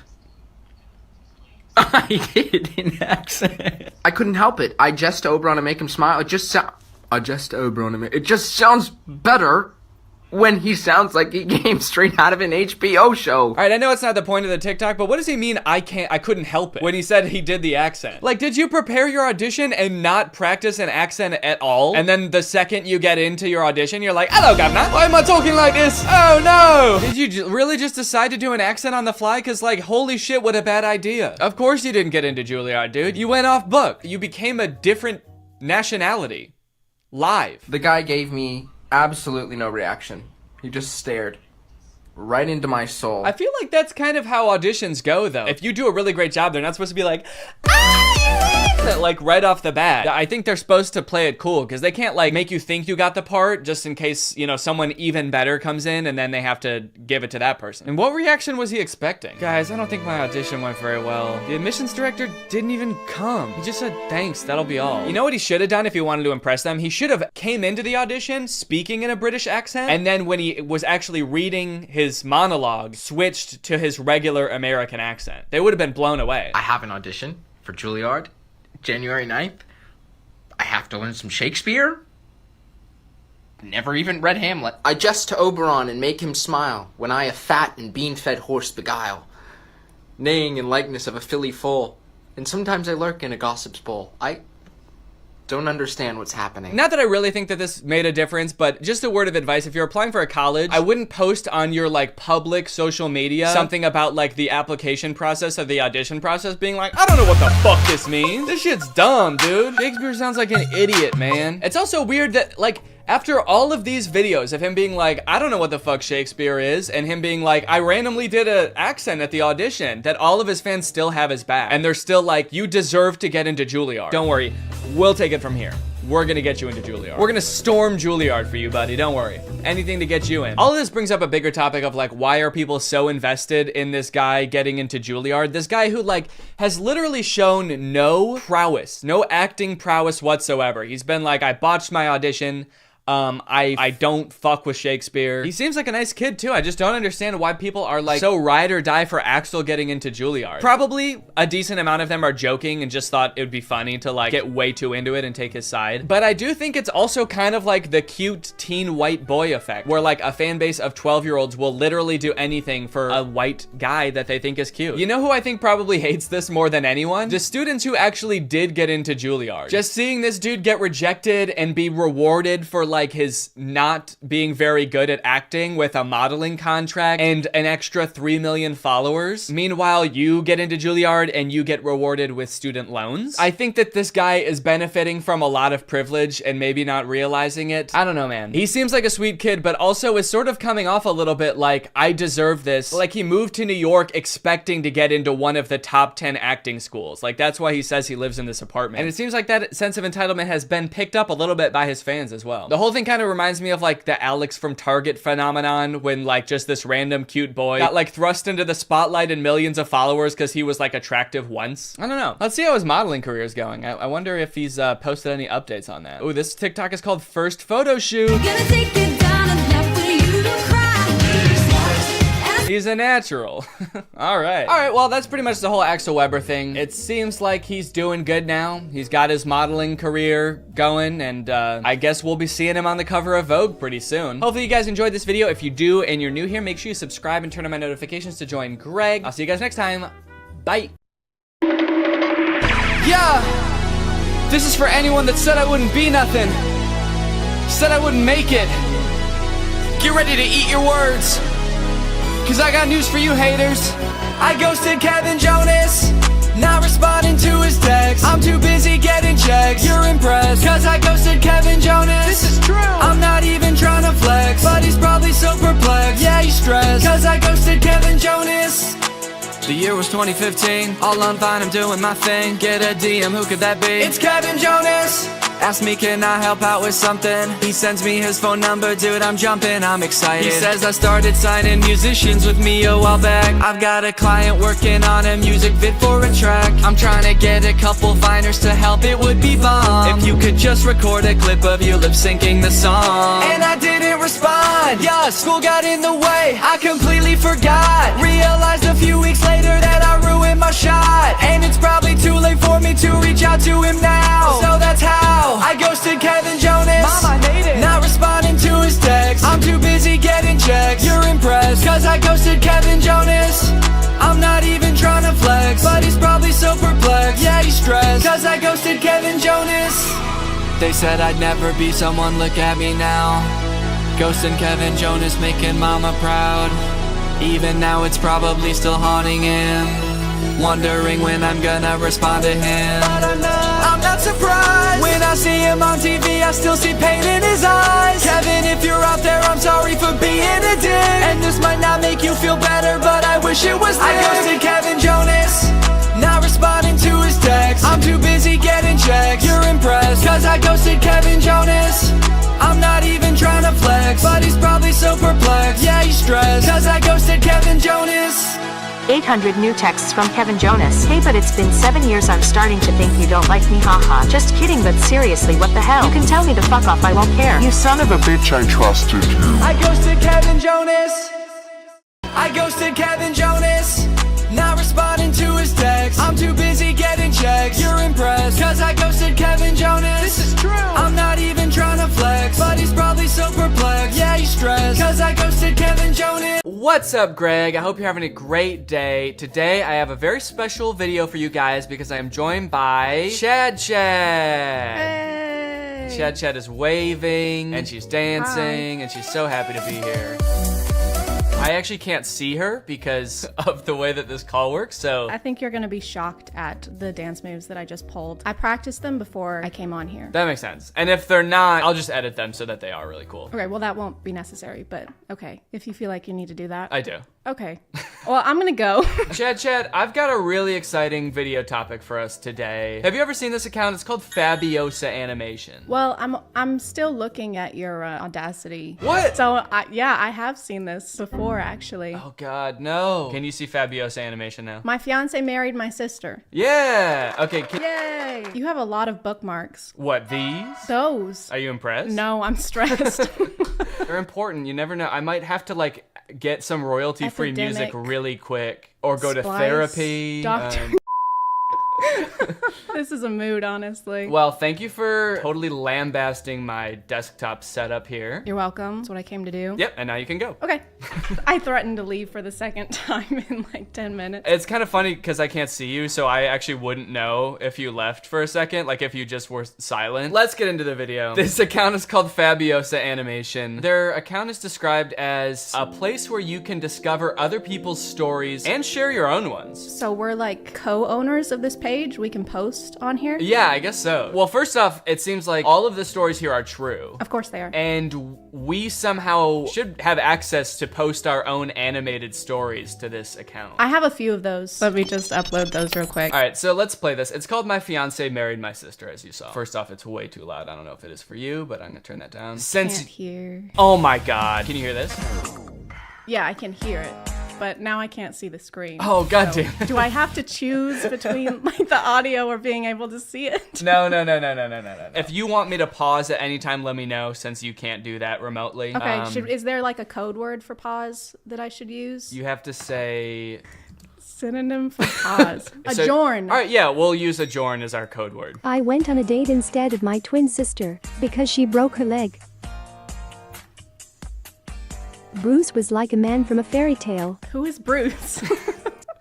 Why do they say Bruce like we're supposed to know who Bruce is already? The whole story starts like we're in the middle of a conversation, or like we've known these people for years. Like, why? What happened to her leg? And it's just assumed. It's like, I went on a date instead of my twin sister because she broke her leg. As you know, how she broke her leg. And since she broke her leg, the next logical thing for her to do is get somebody else to go on the date with her. Because you can't postpone dates. That's how you lose a man like Bruce. And you don't want to lose a guy like Bruce. He's a great guy. Well, yeah, he's like a man from a fairy tale. You know, the type of man who will break up with you if you're late for a date. If you're late for a date because you broke your leg. It is kind of interesting they use the phrasing, Bruce was like a man from a fairy tale, because there are like really nice, you know, like Prince Charming type guys in fairy tales, but there's also like witches and like evil men in fairy tales as well. Jekyll and Hyde, is Jekyll and Hyde count as a fairy tale? Would that be a fairy tale? I feel like fairy tales are stories you tell the kids. I feel like that was like an adult horror novel. I tell my kids about Jekyll and Hyde, the many kids that I have. And how many kids do you have? How many is the max of kids you can have? I actually have this bookmark. What is the legal number of kids you can have? All right, well, let's figure out if this guy broke her leg or what. You're gonna go out with Bruce until my cast comes off. Now at this point, the twin is like falling in love with Bruce, I guess. And now she has to go on every date until her cast comes on, which I assume is gonna be like months, right? But why is she upset about it? She just said it was the best date of her life. Yeah, she looks pissed. Maybe she's like angry that she's gonna have to stop dating him at some point. Maybe she's like planning to kill her sister right now. She's thinking ahead. Yeah, you're right. Bruce introduced me to his son Lucas. Lucas never spoke after his mom died. The music in these is also like a little bit too like peppy and... Yeah, it's a little too happy. Lucas never spoke after his mom died. Lucas was a deeply troubled child, and I'm like banging my head over here. Is horrifically traumatized. But it looks like he's about to speak, if I had to guess. He looks pissed. He never let anyone near him. She's pretty near him. Adjourn. She's pretty near him. Adjourn! She's near him! She's near Lucas. Adjourn! Do you think we should just play this on like 1.5 speed? Yeah, I hope you can read fast. I managed to get through to the lonely little boy. The little lonely boy. Oh, the little lonely boy. You can't mix those two up. All right, let's see how good the music is at 1.5 playback speed. Laura's cast was off, and she could walk again. I'm finally gonna meet Bruce. I don't know if this is just a weird way to word it, but she's like, I finally get to meet this guy. I'm just trying to think of a situation. So if this was like an online dating kind of thing, right? Where they haven't met yet, and then she breaks her foot, and she's like, oh, well, I don't want him to think I'm a catfish, so you need to go. And you need to date him for a month before I even know if I like this guy at all. So for all we know, like, Laura doesn't even know if she likes Bruce at all. And she's about to go back into this relationship where Bruce thinks he's already introduced her to his kid, and they're like closer than he's ever been to anyone since his mom died. His walls are finally breaking down. He's letting her play with pirate ships with him. He's just a little boy now and not such a little lonely boy. Laura tortured me every day. Adjourn. She's doing what? Laura waterboarded me every day. Laura pulled off my fingernails each night. Laura broke my leg, and now she's dating Bruce. Oh, she tortured me every day talking about dating Bruce. Oh, okay. I'm getting married to Bruce. That day, my heart was shattered. When Laura introduced me to Bruce, he said that my sister and I were totally different. But Lucas recognized me at first sight. A John. I only know one of the twins' names, Laura. I'm just gonna, is it Laura and like Laura part 2? Well, it's Laura and me because this story is like from her perspective. So she never says her name. So this is us. Yeah, this is us. So Lucas is not a little lonely boy anymore. He's a little lonely dog, I guess, that can smell the scent of us and know that it's the true us, the true Laura. Because this isn't how we looked when we knew Lucas. We weren't wearing these glasses before. Maybe we just smell really bad. Oh, I miss my trash mommy. Oh, you smell like shit. I missed you. Laura's relationship with Bruce went downhill before my eyes. Oh. Calm down, your god-awful son. This took a dark turn. This is messed up for Bruce and Lucas. I feel like they need like a true crime doc dedicated to them or something after this. I can't tell if it's weirder from Bruce's perspective or Lucas's perspective, because Bruce thinks this is the same person who loved his son and now is all of a sudden being so mean to him. But Lucas like kind of knows that this isn't. Yeah, he thinks this is a demon probably. And he can't do anything about it because he doesn't speak. So he's just like writing messages like, on the fridge magnets. He's like, Laura is Satan. Oh my god, that's terrifying. Call him your god apple. God apple? Call me your apple son. Call him little Johnny Appleseed. What's his name? I like that there's one comment on this video and it's just a heart. That could say a lot of things. It's like, I love this, or like, you know, sending positive vibes, get better soon, whoever wrote this. Oh, I just realized that one of the hashtags is karma. So I wonder what's gonna happen to the bad Laura. Well, we don't really know the moral compass of the people who wrote this. Maybe Lucas is gonna get his karma finally. Lucas didn't eat his veggies one night, and then his mom turned into Satan. So eat your broccoli. Laura dumped Bruce and disappeared. In her letter, she said she filed for divorce. One day I got a call from Bruce. He had no one to leave his son with. The princess tricked the prince, and she suffered for it. Well, she's like reading him a story that is like thematically the same as what's going on in their real life. There's actually nothing. That's a blank notebook. She's just making it up as she goes. She suffered greatly for deceiving the prince. Laura was an annoying bitch. Sorry? No, I coughed. Oh, okay. Thought you said adjourn. Adjourn. Yeah, your coughs sound like you're saying adjourn. No, I don't know why. Okay, you just why cough you think like that? Adjourn, yeah.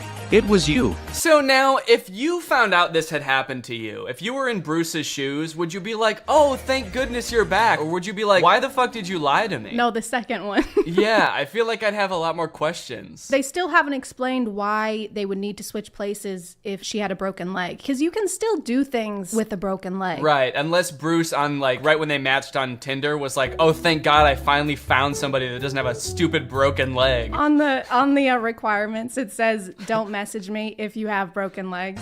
I'm sorry I lied. Don't cry, Mom.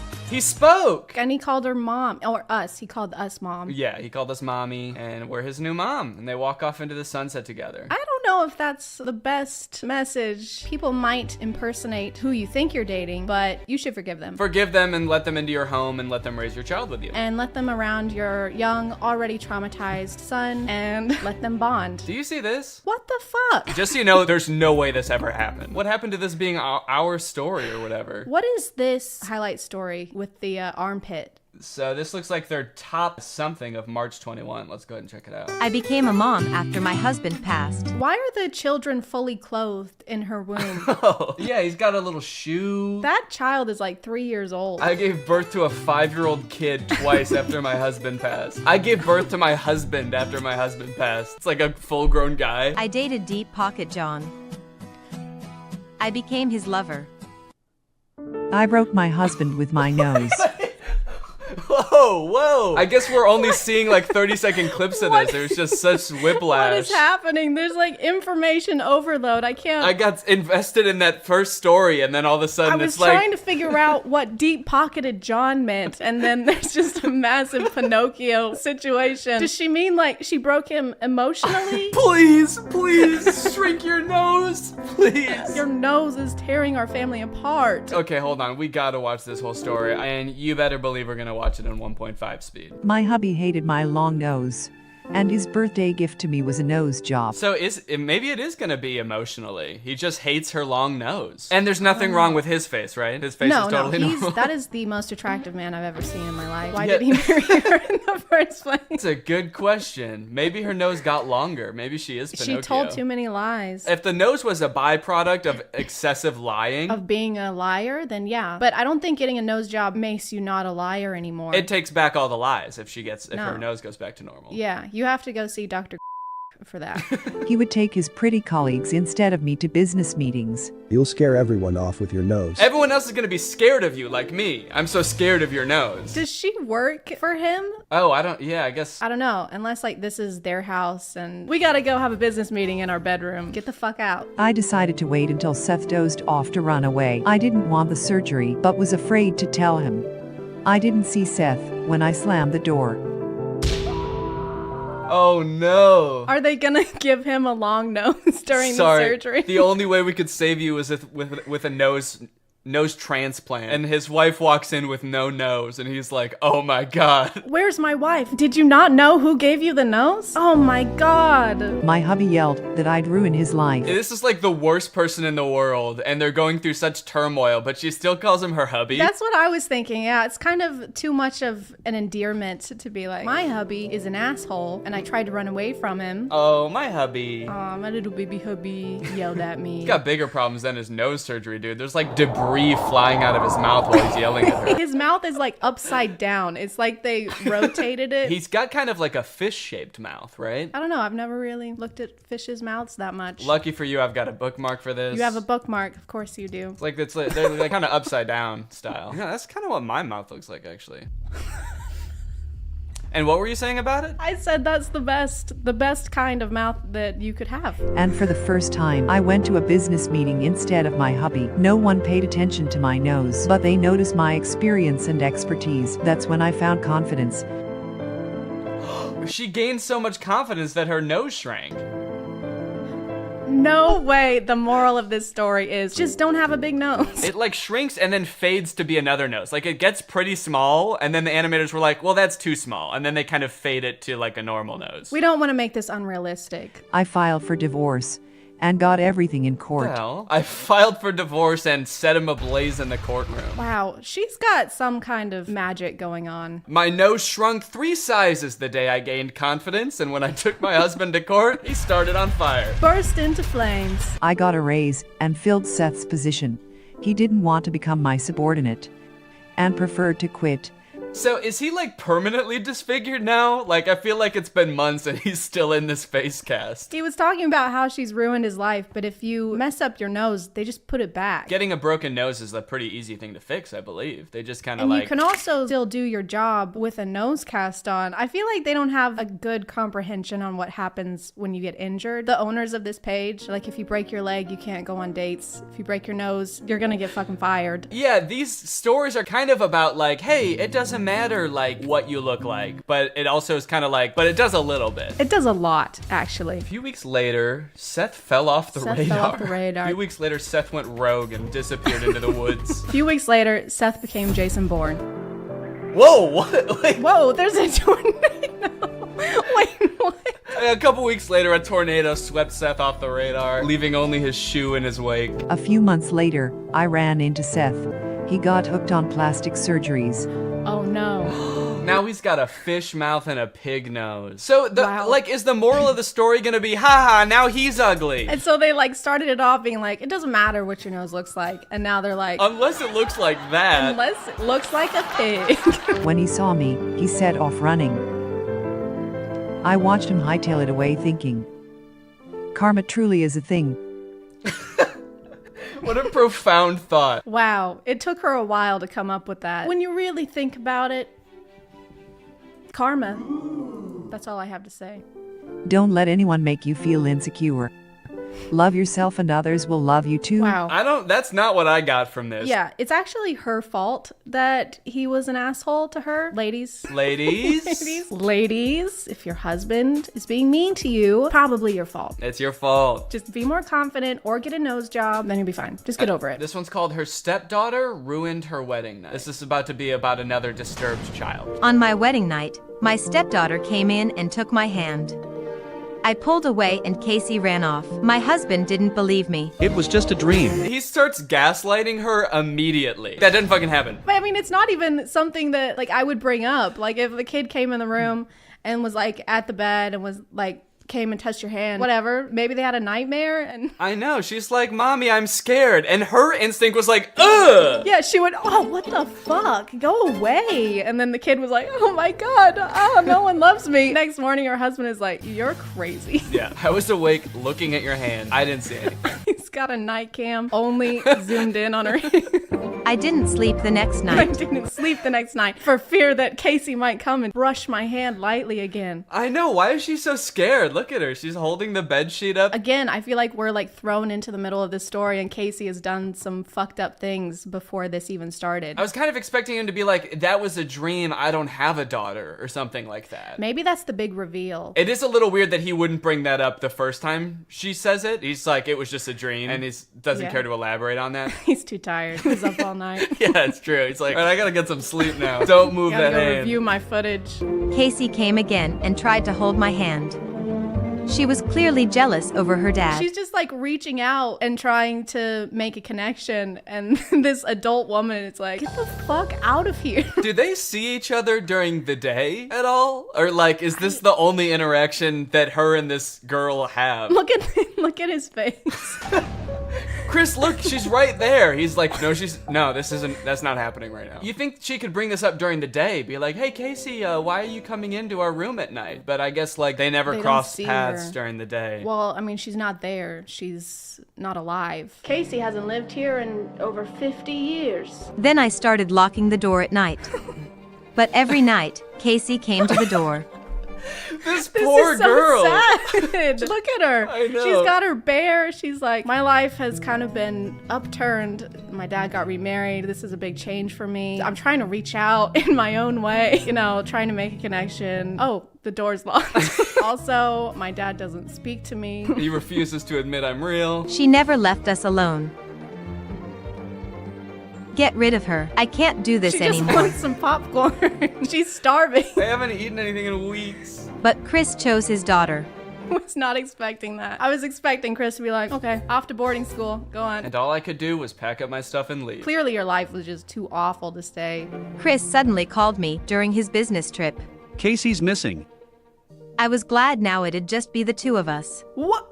Fuck you! Fuck you! What the hell? Are we supposed to be on her side? I know, it's like the story is from her perspective. I feel like we're supposed to be like, oh my God. Fuck Casey, dude. Yeah, I think in all the other stories so far, that the main character was clearly like the sympathetic character. Also, why did he call this woman who's been nothing but mean to his daughter and be like, hey, can you help me find her? He's like, Casey's missing. She was like, yay! And then hung up.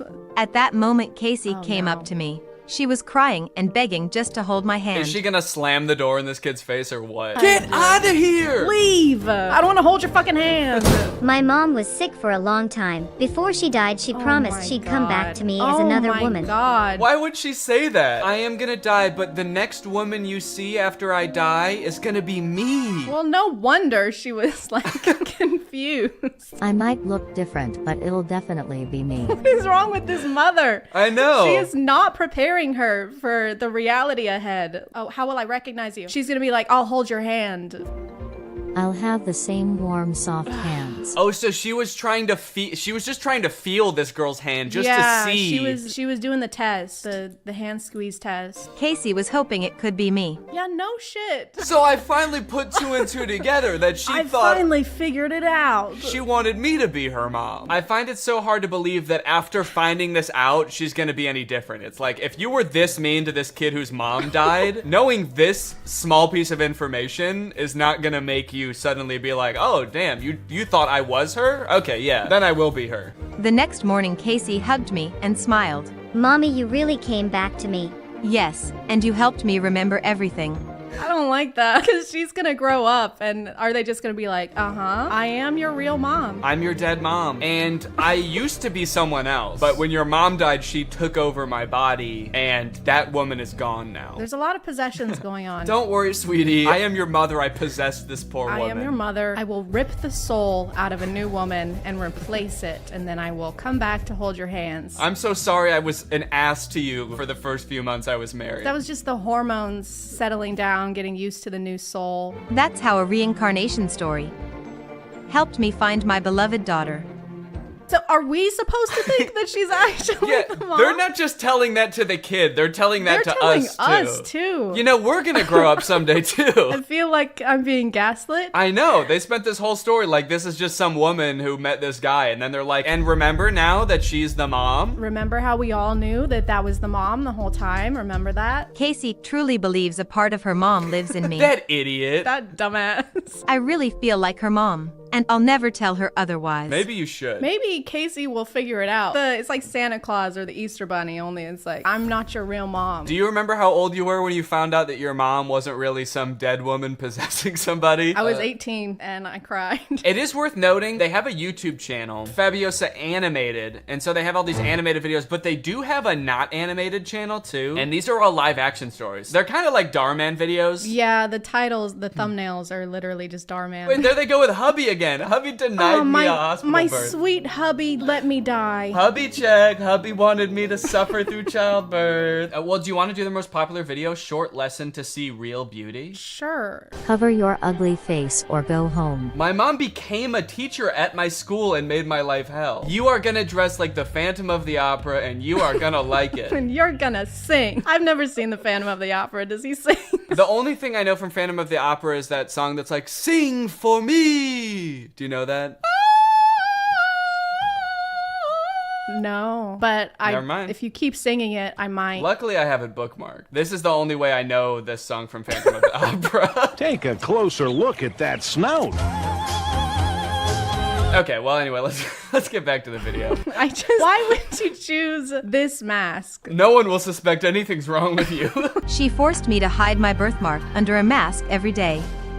I wasn't allowed to tell anyone she was my mom. It hurt. I decided to have surgery so she wouldn't be ashamed of me. Doc asked for my parents' genetic info. This set is the same one that they're using for the school. So this doctor is actually, they're just in the janitor's closet. Yeah, the janitor just put on a blue hat and was like, I'll do it. He got this stethoscope from the biology teacher. His name is Doc. Hi, I'm Doc. This is my office. I'm going to be using these brooms to cut your face open, and I'm going to put my face on your face. This is my certificate. I secretly went through my mom's files and found this. So the doc asked for her parents' genetic info? Is that what that said before? And so she's like, oh, my mom will have that in her files. She'll have like her DNA sequence printed out on millions of pieces of paper. I keep my genetic files on the fridge. Like homework you aced or something? Yeah, I'm really proud of it. Look at these genetics, man. A photo of my dad with a woman who had the exact She's same not a real mark. mom. No wonder she's mean to her. No wonder she wouldn't let her tell anyone that she's her mom, because she's not. Just like, quit saying that. I don't know you. Casey. Yeah, Casey's all grown up. I couldn't believe it. Mitzi wasn't my mom. After mom died, dad married Mitzi. She hated me ever since. Adjourn. She said, but this means that Mitzi isn't my real mom. After my mom died, my dad married Mitzi. So you knew that your dad married Mitzi? This makes a lot of sense because when my mom died, he did marry Mitzi. And then she became my mom. So I guess she's like not my real mom. Mitzi came, she tried to hit me. Social services intervened. She was charged with child abuse. Is this what child services look like? It's like a SWAT team. That's also the janitor / plastic surgeon. Put on these handcuffs. And she's like, this is a broom. What are you talking about? Put on these brooms. Dad's parents moved in. Dad's parents moved in. They think my mark makes me unique. Where's her dad? He's the janitor at the school. Oh my God. Of course. I can't believe we didn't see that before. Wow, these are like mini Netflix movies. With music. With music. Sparkle. Yeah. I wish Netflix movies had music. I've never seen a Netflix movie with music now that I think about it. She was just upset the birthmark reminded her of the guy's previous lover. She did this out of jealousy, that she wasn't his first probably. Why is this person like speaking from experience? Yeah. I personally think Mitzi was justified in all of her actions. It's not bad. She was just a little jealous. She's just a little jealous gal. I don't think that we should judge her for that, personally. All right, well, honestly, I feel like we covered a lot of ground here, and we watched a lot of good stories. Did you enjoy them? Yeah. We learned a lot. I feel more confident. I noticed that over the course of this collab, all of your flaws have shrunk significantly, so disfigurations. Which ones are you referring to?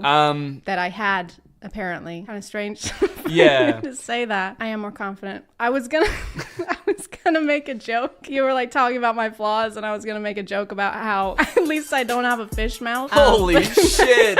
What the fuck? But it sounded too mean in my head, so I kept that to myself. But yeah, my fish mouth is gone now too. I'm so confident. You look 1,000 times better now that your smile isn't upside down. This video has been sponsored by Current, the future of banking. Guys, banking is one of the few industries that is yet to be modernized by technology. Banking right now is dominated by a bunch of old companies that are run by a bunch of old people that don't know jack about tech. And that's what Current is here to change. They've been built from the ground up with modern technology. Current wants to help you get your money faster, move it faster, and spend and save it better than ever. They can help you get your paycheck up to 2 days faster. They've got no overdraft fees up to $200, no minimum balance fees, and they have a new interest feature that gets you up to 4% APY on your savings. I like Current because it's like a one-stop shop for everything banking. You can get direct deposit on there, you can save money, you can also request money from friends and send money to friends. Also like the Current card, it looks very modern and sleek, just like me. As usual, Current wants to give back to you guys today, so we are giving away $500 to 5 random people who use my code DannyG when signing up for Current. So head on over to current.com/DannyG or click the link in the description. Use my code DannyG when signing up and you could win 500 smackaroos. Current is free to download and you can get some serious coin just for doing it, so there's no reason not to. Thank you to Current for sponsoring this video, and thank you to you guys for checking out Current. Also, make sure you guys head on over to Chad's channel because we did a video on her channel as well. I guess that concludes this video. Thank you to Chad for helping out.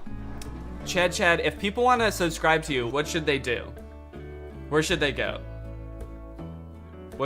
Did you leave? YouTube and Instagram, Twitter, I guess if you want, the ChadX too, because somebody already had Chad, and I don't feel like doing the paperwork to get that username. So the ChadX 2 everywhere. All right, you heard it here, folks. Go subscribe. And I'll see you next time. Bye. All right, guys, I'll admit I am very late to this topic, potentially even like a month late, depending on when this video comes out. But in my defense, I'm a dad now, all right? I have a baby. He's 5 months old. I have better things to do than sitting here talking to a camera alone in my room. Like watching Jason Nash live stream on TikTok. All right, Sandra, thank you for the money. Kevin, thank you for the money. Can you guys send me $1 million? Turns out I can do both at the same time though, so now I'm here. If you've been on TikTok lately, there's a good chance you've seen former Vlog Squad member Jason Nash constantly live streaming, compulsively urging his fans to send him money. I know I have. A lot. This man is constantly live. Here we go, 118. Guys, don't forget to follow my podcast, All Good Things Podcast. We just spoke about it. We need... Have you enjoyed that 30 seconds of silence, guys? Make sure to go check out my podcast. You're gonna love that. It's completely silent for an hour. Like me, a lot of people were pretty confused to see this. At one time, Jason Nash was a part of the most popular group on YouTube, and now he's battling the Joker for gifts on TikTok. What a way to start the day with Tommy Coach. Tommy, thank you so much for being here. If you've never seen one of these TikTok gifts battles before, basically there's 2 creators and you send gifts to the respective creator that you're watching. This bar at the top indicates who has the most gifts, and when time runs out, whoever has the most gifts wins. Their prize? All of the gifts that they got during the battle. And then the second place person also wins all the gifts that they got during that battle. So needless to say, there's a lot at stake. This is a live stream where Jason is actually battling his wife, Naveen. Why don't you come down in the room? I'll let you in. You can come back in the house now. Yeah, come back in the house, man. You look like Batman standing over the city. Now, hang on. If they're married, aren't the gifts just going to both of them? What kind of charade is this? Now, at first I kind of assumed that most of the people watching these live streams were children. And I was like, ooh, that is super weird. Just like asking children for money. You're basically just asking them to steal their parents' credit cards. In a way, I sort of thought of Jason Nash as like a babysitter, but he's also babysitting 1,000 other kids.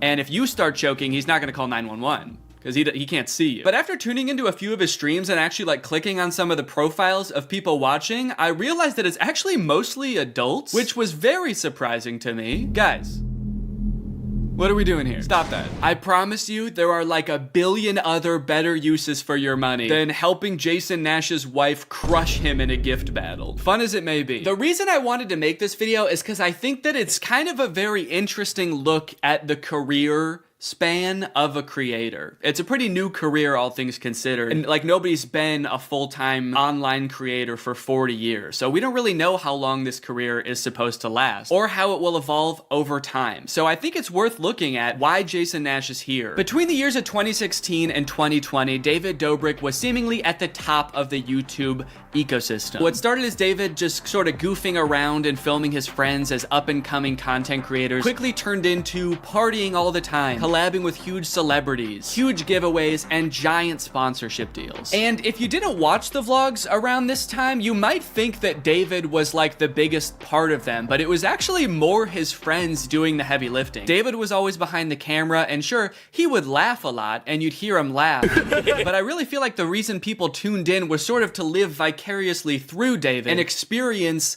the goofiness that was all of his friends. So while all of the vlogs were on David's channel and David was inevitably the most popular member of the vlog squad, I really feel like he owes most of his success to his friend group. But it was a fun time. I watched a lot of the vlogs back in the day and I really enjoyed them. It felt like you were a part of this friend group. And in a lot of ways, you were like the members of the vlog squad, because like the members of the vlog squad, you also were not getting paid for your appearances in the videos, which is something that I always found kind of weird. David's friends never got any sort of payment. Their only payment was in exposure. And so what kind of ended up happening was, because everybody else around David wanted to launch their careers off of David's vlogs, they all started vlogging too. But because they would always be hanging out together, all of their vlogs seemed to be just like the same situation from a bunch of different angles, and everybody was holding vlog cameras. It got pretty out of hand for a while there. Eventually though, during the pandemic, a bunch of stuff happened that caused David to take a step back from vlogging. Mainly a bunch of scary accusations about one of his best friends, Dom, and also him almost killing one of his other best friends, Jeff Wittick, by slamming him into the side of an excavator. After losing a bunch of followers and probably more importantly, a bunch of sponsors, David posted an apology saying he was gonna do better. He said he was gonna take steps to make sure his vlogs were a safer environment for the people in them. And I want to be able to have a place of checks and balances. I want to have HR. If he had to choose between quitting vlogging or doing it safer with an HR team,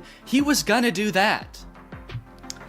And then he quit vlogging. Currently, David is still presumably very rich. The only place he really posts is on Snapchat, and from what I can tell, he mostly just goes around and tours really expensive houses and parties a lot. He doesn't seem to have any ambitions of creating more content on YouTube. In a lot of ways, he's sort of like the Great Gatsby of social media now. But without David sort of manning the ship that was the vlog squad, a lot of the other members basically had to figure out other avenues and other ways to make money and maintain their following after the vlog ended. Zane and Heath have a pretty successful podcast now, so does Jeff Wittick. Carly and Aaron, I believe, have a podcast too. But I feel like Jason Nash, out of the entire group, is having the most trouble adjusting to the post-vlog era. He has a podcast, but it's definitely not getting the same numbers that his podcast with David did, views, back in the day, which David also quit. Despite them, I think, getting a bunch of really great offers that would have changed Jason's life, David decided to quit because he didn't want to do that anymore.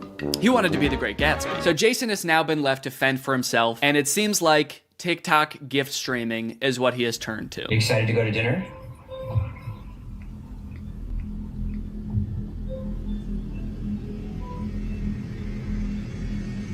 Man, this is content, baby. This is crazy. I didn't know all you had to do is just sit there and stare at your camera and people will just send you money. Why did I write this whole video? So a lot of the response has obviously been kind of cringing at this feeling that what he's doing now is very shady. And I mean, he's not really harming anybody, I guess. It does seem like it's mostly adults sending him money. Obviously, there's always going to be kids online stealing their parents' credit cards, so that's not great. I do get kind of a shady vibe from it just because there literally is no content for you to consume except to send him money. Like, the whole point of this stream is to see how much money Jason can make without having to do anything. That's like the point of the stream. Melanie, thank you. Let's go. And you could argue that Twitch streaming has donations and, a bunch of other live streaming does too. But I would argue that there's at least some content behind that. Someone's playing a video game or they're doing a podcast live and the donations are just a little bit extra on top. It's not the content itself. I've also seen a lot of people wondering like, wait, isn't David super generous? During his vlogs, he was always giving away cars. He was paying for people's weddings, just like handing out PlayStations to people on the street. Surely he could just help Jason if he's struggling financially, right? Wrong. From some of Jason's podcast clips, it seems that is definitely not the case. But before we get to that, I've got to make some money of my own. Alright guys, let's get those gifts in. James, thank you for the llama. Carol, thank you for the sombrero. Brian sent a Arab? Oh. Is this a gift on TikTok Live? Also, how did you get this one? This one's mine. Well, regardless, this is actually pretty convenient because this video is sponsored by Arab. Arab flavors your water using scent-based taste. And, oh, Brian also sent a scent pod? Oh, thanks, man. Okay, so I can put that on. With the scent pod down like so, it's just a normal water bottle. But when I activate the scent pod, air is able to pass through the scent pod and into your mouth, where you can taste the scent.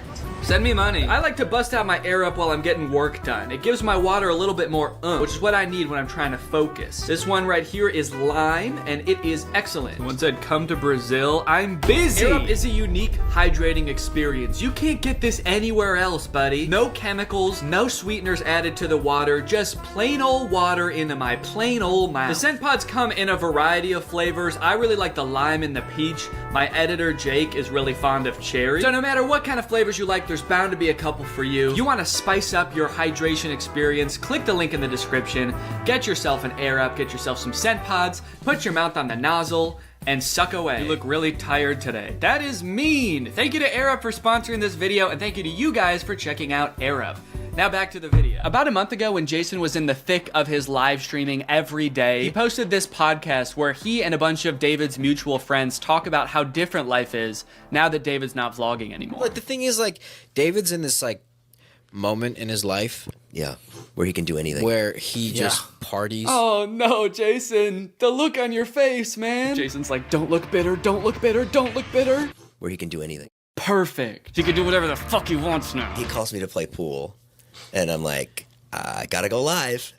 And I don't expect him to understand that. You don't expect him to understand that you have to work to make money? You know he did that too, right? I wouldn't expect him to understand that, man. He hasn't had to work in, gosh, what is it, 2 years now? I hate to say it, Jason, I think he gets it.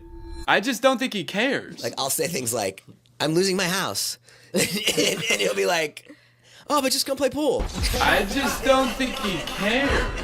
Dude, Jason, haven't you learned anything from being friends with a popular YouTuber? You just told him you might lose your house, and he invites you over. You think he really wants to play pool? Dude, he's probably gonna Mr. Beast you. He's probably inviting you over so he can, like, surprise you with a new house. He might make you do Squid Games for it, but you have a chance to win a new house. Maybe he'll give you a new car. Or, you know, surprise you with his new car like he did that one time. My surprise to you is that I'm buying myself a car. I know, right? That was cool. I will say it is interesting that David seemingly stopped doing the extravagant giveaways once he stopped doing the vlog. I wonder what the correlation there is. That's kind of weird. There was a great TikTok that he sent, which was like some guy, it's just the guy that has like a lot of money and can do anything all day. He's like, oh, Diplo's having a party tonight? And like, and it's literally like things that David has said. David sent Jason a TikTok of a rich, out of touch guy being like, oh my God, dude, this is so me. Dude, look at this TikTok. This is so me. That moment when you're rich and you're partying with Diplo and you're talking about how much you hate Jason Nash and how poor Jason Nash is. Guys, comment below if you found this relatable. But if you think about it, though, from 18 to like what, 23, 24.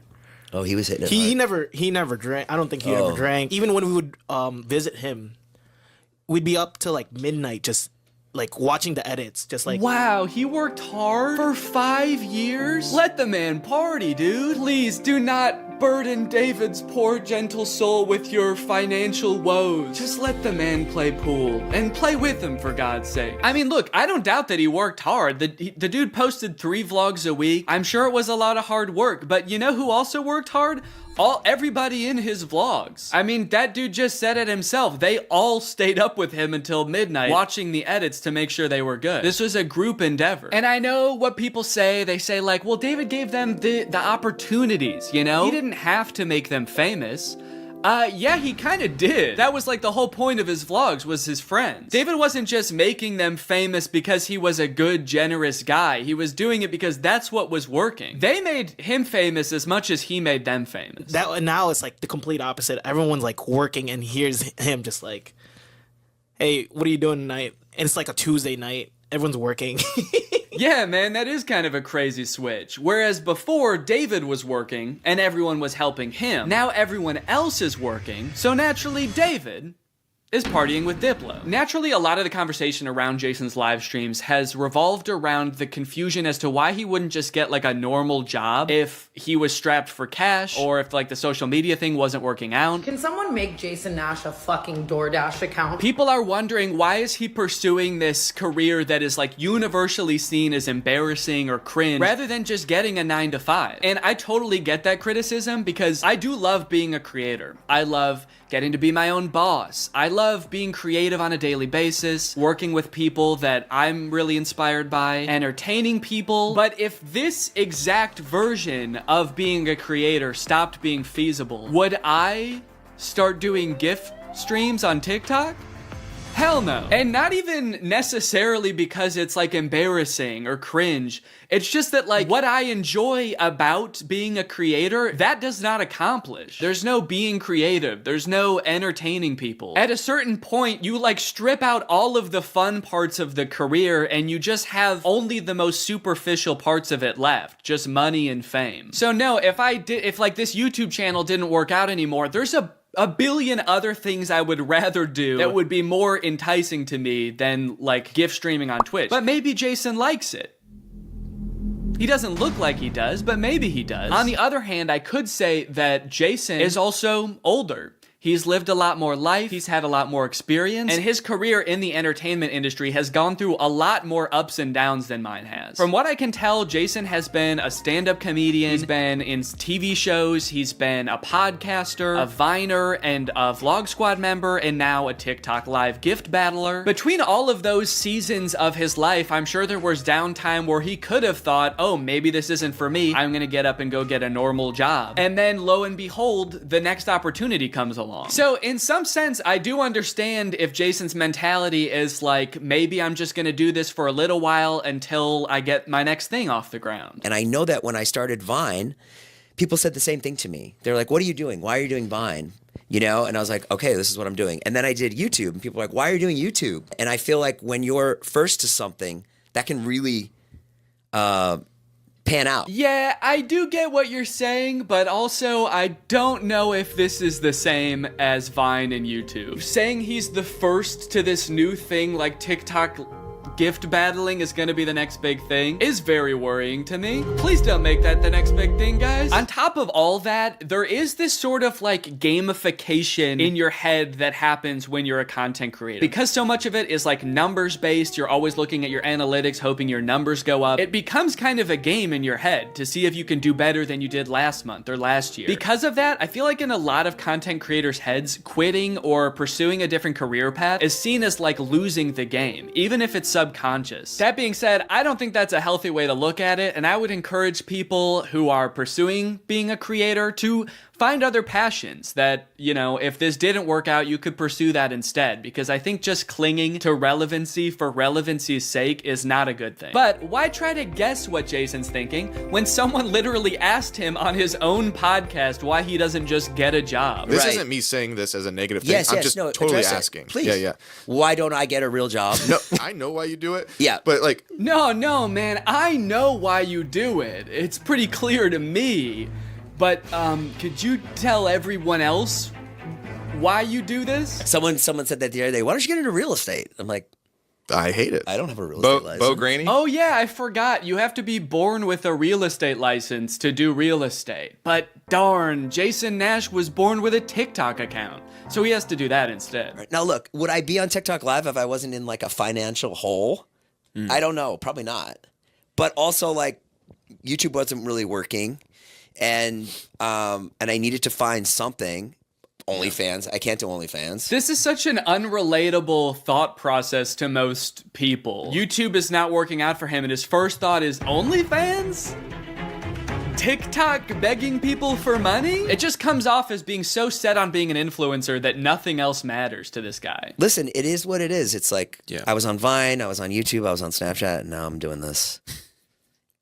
Don't say it like that. Now I'm doing this. I mean, I do like it. No, man, I don't think you do. Not after that. We all saw that. So anyway, it is what it is, and I have to do it because I love it, and it's my favorite thing.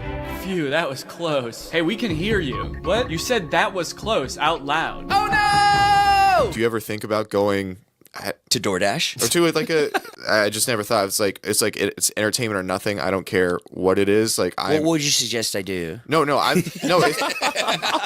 It's just that we get a job at Lululemon. From what I can gather from this clip and the way they're laughing about the prospect of being a DoorDash driver or working at Lululemon, those jobs are not even on the table for Jason. I don't know his personal finances, but Jason lives in LA, he owns a house, he has kids, he has a wife. So I feel like when he's saying things like, I don't have any other skills, what he's really saying is, I don't have any other skills that would allow me to live the exact same life that I'm currently living. And honestly, I could understand if he really does like the TikTok live streaming thing, but don't laugh at other jobs like Lululemon or DoorDash like you're so above doing them, yet you're on TikTok literally asking people for money. And I do totally get that Jason has kids that he has to support, that I'm totally empathetic to that situation. It is kind of ironic that his solution to that is to ask other people's kids for money online, but that's neither here nor there. This whole situation kind of reminds me of this TikTok I saw about a month ago. My Roman Empire is all of those influencers who dropped out of college or quit their jobs, moved to LA, then became irrelevant. Like, where did they go? What are they doing now? One interesting thing that I don't know if a lot of people know is that I feel like a lot of creators who get into this situation can actually leverage some of the connections they make while they're relevant and some of the skills that they've learned to get jobs at like marketing agencies, talent agencies, social media companies, or working for other creators behind the scenes. There's actually a lot of opportunities out there, which I would know because my first job out of college was working for a YouTube MCN. While I was still on Vine, I graduated college and I was worried that that wasn't going to be a stable career, so I actually got a job working at an MCN. And then I also worked at the YouTube channel Corridor for a while before my YouTube channel took off. So just throwing that out there, there are other career opportunities where you get to be involved in the creator space, even writing or acting, stuff like that. But it doesn't have to be your operation. You can just get a stable job. All right, it's time to talk about David again. While everyone was making fun of Jason for doing the TikTok live streaming thing, David paid him a visit on Snapchat. Dude, you're kind of becoming a legend on TikTok now. I know. Not in a good way. Yeah, but I think it's fun. No, man, this is a great look. This is awesome. Multi-millionaire visits former unpaid employee wearing a crown to make fun of his new job. David, do you know why, perchance, Jason has to do the TikTok live streaming? Have you thought about that at all? During your long nights of playing pool? Bye, guys. Thanks for having us over in your little hobbit home. And make fun of his house before you leave? Check. Great job. Now, with all of this talk about David and Jason, I just want to make it clear, do not go and send any hate to these people in real life, especially Jason. Jason actually got swatted mid-live during one of his streams a few weeks ago, which is obviously horrible. Anybody else inside? No. Okay, hold on. Let's get put together and then...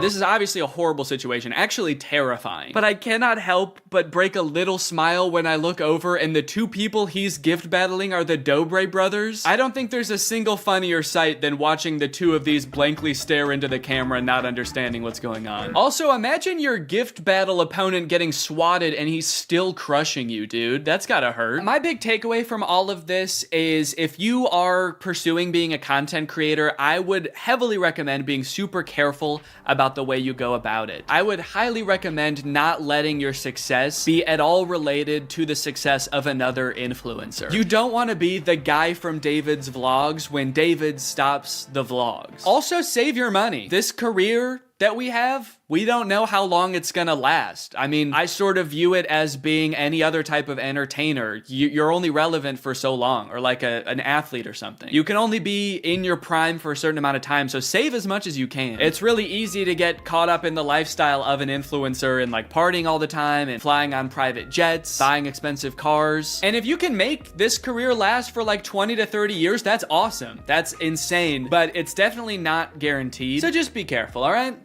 For me, for your old pal Dan. Alright guys, well I hope you enjoyed this video. If you're new here and you're not subscribed yet, make sure you subscribe and turn on my notifications to join Greg. Greg is what I call my fans here on YouTube, and if you just watch this whole video, that means you kinda gotta be a Greg now. I don't make the rules, sorry. Except for that rule I actually did make, but all the other rules I don't make. Alright, I'll see you guys next time.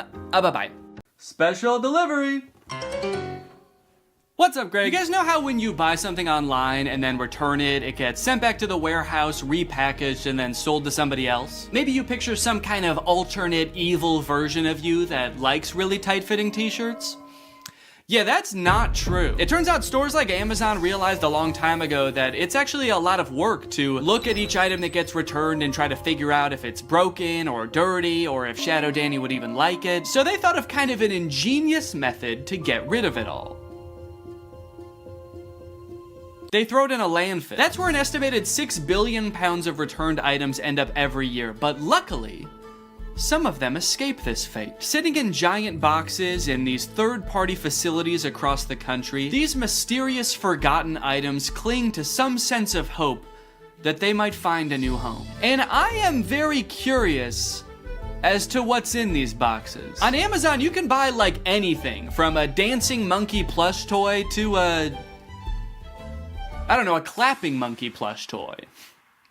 And everything in between. So I want to get my cold, sweaty little hands on one of these boxes of Amazon returns, but I don't know how. So I reached out to Raleigh Williams, the host of the YouTube channel Climate Town. So Raleigh, you're working on a video about free returns right now, right? Yeah, I saw this expose on a bunch of like brand new returns in a landfill and stores like throwing out cordless drills and perfectly new laptops and stuff. And I just thought like, we shouldn't be doing that. That shouldn't be how this system works. And so we've been reading up on it, and the reverse supply chain is not making me super optimistic. How do free returns go from like me returning an item to these random warehouses across the country where they end up in these mystery boxes? Yeah, so what's the last thing that you bought online? I think I bought AirPods. You know how there was like an option on the AirPods to, if you buy this, you can get it delivered to your house right away. Like they'll put it into a cannon and fire it at your window. Yeah, that's the option I picked because I needed them now. So that doesn't really exist in reverse. You can't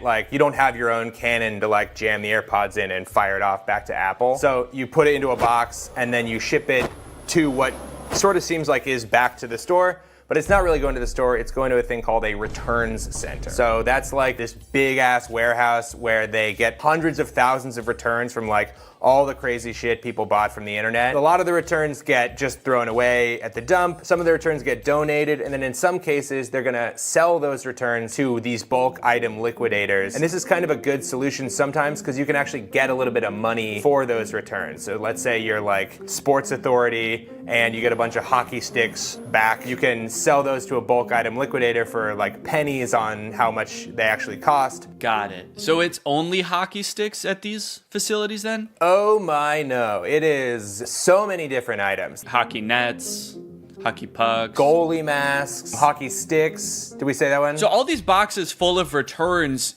who do they sell these to? Do people like me just come in and buy giant boxes of Amazon returns? Yeah, there's a lot of liquidators that just have an open door policy, and it's like, bring your kids, let's make a Sunday out of this. Come on down and spend $400 on a box of random returns. So I could just go to one of these places if I find one and just buy a box? Yeah, this would actually be kind of a good section for my video that I'm making too. So maybe we'll just go to one together. I think it'd be a good challenge to see if you can actually resell the items in the box at a profit. To actually see if it's possible to like get your money back from the big box of returns that we buy. Maybe at the end of the video too, whatever like profit I make, we can give to a charity or something. That'd be a cool way to end it. Yeah, that sounds great. I mean, I do want to manage your expectations. I don't know how much you're actually going to be able to get from selling these items off. So I don't know how much profit this box is going to generate. It was the perfect plan. Given that this is actually a pretty common side hustle I'd seen before on YouTube, I figured I would have no problem turning a profit and donating said profit to charity. Some creators have actually gotten so successful flipping pallets that they've actually turned their operation into a full-time business. Just 3 years ago, Mitch was selling furniture out of his garage. Yes, I was. Now we're in this 30,000 square foot place. We did some research and found out there was a liquidation center not too far from where I live. So Raleigh hopped on a plane, and before we knew it,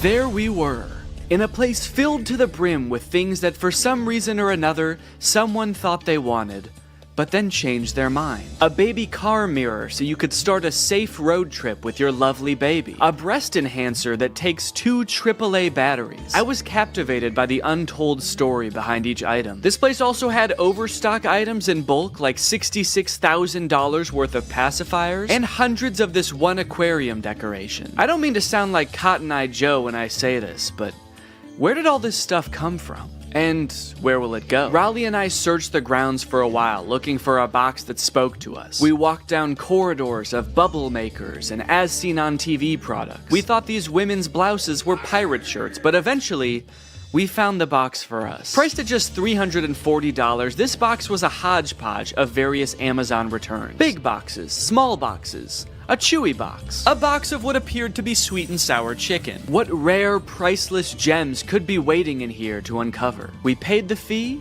and a few hours later, the box was delivered. All right, guys, it's time to unbox the pallet. Honestly, I'm feeling pretty nervous about what's in here. I don't even know how many boxes are in here. I mean, what do you think, like 100? I think like probably 25 to 30 boxes are in here. Okay, so my guess was stupid then? Well, no. All right, box number 1. This is a tent. We could do the rest of this video in a tent. This is kind of sick. I'm liking this already, man. I'm not selling any of this stuff. This is exactly one person's worth of tent, or 2 very good friends worth of tent. And I like that if it's a clear night, you can see the stars from inside your tent. It's not going to protect you from bears or anything, but most tents don't. Oh, a pet gate. Yeah, pet safety fence. Wait, that's actually kind of sick. I might need one of these. I mean, I've got a baby that can crawl now. I also have dogs that crawl all the time. When dogs walk, is that called crawling? They're on all fours. It's just walking. When a horse walks, is it called crawling? Oh yeah. Yeah, it's a Keurig. It's got the K right on top and everything. I wonder if it works. Now I'm noticing, if you look right here, there's like a little bit of scuffing. Yeah, I think this might be a gently used Keurig. As long as they used it gently. Oop, did a piece of... I lost a bit. I lost a bit of the Keurig. I'm going for the sweet and sour chicken. Oh, baby. Will it really be? So this is an example of a return. Somebody has like put it in a different box probably, and they've returned a thing. So they almost certainly took it out of the packaging, lost the packaging, and then said, fuck it, I'm returning it anyway. Oh, is it a vacuum maybe? I'm thinking, oh yeah, vacuum, little brush. It's a car vacuum. That is great. Maybe whoever ordered this wanted a car vacuum, and then between the time they ordered it and they got in a car crash and never wanted to set foot in a car again. Okay, or positive version, they ordered this. It worked so good. Their car was so clean. They're like, I'm not gonna need this again. They never needed it. For another 10 years. So. I cleaned it so good that it's never gonna get dirty again. All right, so this Chewy box was another one of the ones that like, it might be Chewy stuff or it might be... Based on everything else so far, I'm gonna say it's not Chewy stuff. And also I can tell it's a rug just by looking at it. It's also the way they've packaged it. It's like if Chewy packaged something like this and it came to your house, I would never shop at Chewy again. Yeah. It's like, yeah, it's fucking Chewy, come on. Dog treats spilling out the side. There's like tufts of dog hair stuck to the tape. Hey, do me a favor, ask your fucking dog if he cares how it's packaged, all right? Oh, it's soft though. Feel that rug. Wow. Yeah, I think it is some kind of, oop. Oh, this is nice. This is a nice padded floor. For your doggy duffel bag. And it looks like someone did put their dog in there. Yeah. It's all furry. Dog tested and returned. Dog tested, disapproved of. Dog disapproved. Right. A little rusty pan. Is it rusted? Oh, no, that's the brand? No, it is rusted. It is rusted. Oh, geez. So they must have used this a lot then. Yeah. They had this for 10 years and then sent it back to Amazon. It feels terrible to say goodbye after 10 years, but I never liked it. Is this another rug? Dear customer, if there is crease on carpet you received, please don't worry. This is a normal phenomenon of folding carpets in order to meet the needs of international transportation. We intimately included a small watering can. Intimately? In big, huge bowls to help you easily solve this abominable crease. This crime against God of a crease. There were a few staple categories in this particular palette. For example, a shocking amount of tents. Could this be like a changing tent? Oh, yeah, maybe it is. Yeah. I think I just found another tent. We have an orange tent here. Okay. Also a bunch of rugs and 2 toilet accessories. I could understand why Amazon wouldn't want to take this back. Honestly, this one, I'm gonna give them a pass on this one. But there was a category of items that worried me the most, and that was the items that I didn't even know what they were when I unboxed them. Wait, whoa. I don't know what this is, but it says mind reader. This thing can read my... Ah! Get out of my head! Get out! I can hear your thoughts. Why would it be called a mind reader? It's like, was this the coaster you wanted? How did you know? Get out of my head! Look at what, I don't know. It's like a garbage bag? I think so. What the hell is this? Okay. And was it just like wood? It's a plank of wood! Wow. And does it say on the back, this is a set, do not separate? Oh, does it? This is a set, do not separate. There is one thing in here. Yeah, I wouldn't know how to if I tried. I'd need an axe. The more boxes we opened, my hope that we might find some cool, mysterious, rare item started to fade. People aren't constantly ordering cool doodads on Amazon and then returning them. As we came to find out, life is mundane, and so was a lot of the stuff in this box. Until we found this cool bird feeder. A smart AI recognition bird feeder. What does it recognize? I think it recognizes the kind of bird. Ooh, wait, that's actually kind of cool. It's kind of cool. Maybe if it sees a squirrel, it won't like put anything out. If it sees a squirrel, it shoots it. Okay, yeah, look at that. Bird seed comes down. Your little camera looks at him, says, blue jay detected. Wow, that's actually kind of cool. That's great. I could definitely find someone that wants to use this. In total, there were 34 boxes, and without making a single dime yet, we had already spent 55 minutes taking it all out of the box. I'm not going to show us unboxing every single item, but if you're curious, here is a list with all 34 items we unboxed. Battery low, your GoPro will automatically power off. Wow. That's weird. Perfect timing. Do I have a rectangle on my head? It's a little one. It sort of looks like you're like Harry Potter's brother. He's like got a little rash on your head, but not the lightning bolt. He like saw Harry get Avada Kedavra and he like ran away and just ran into a wall. Yeah. The boy who goofed. Yeah.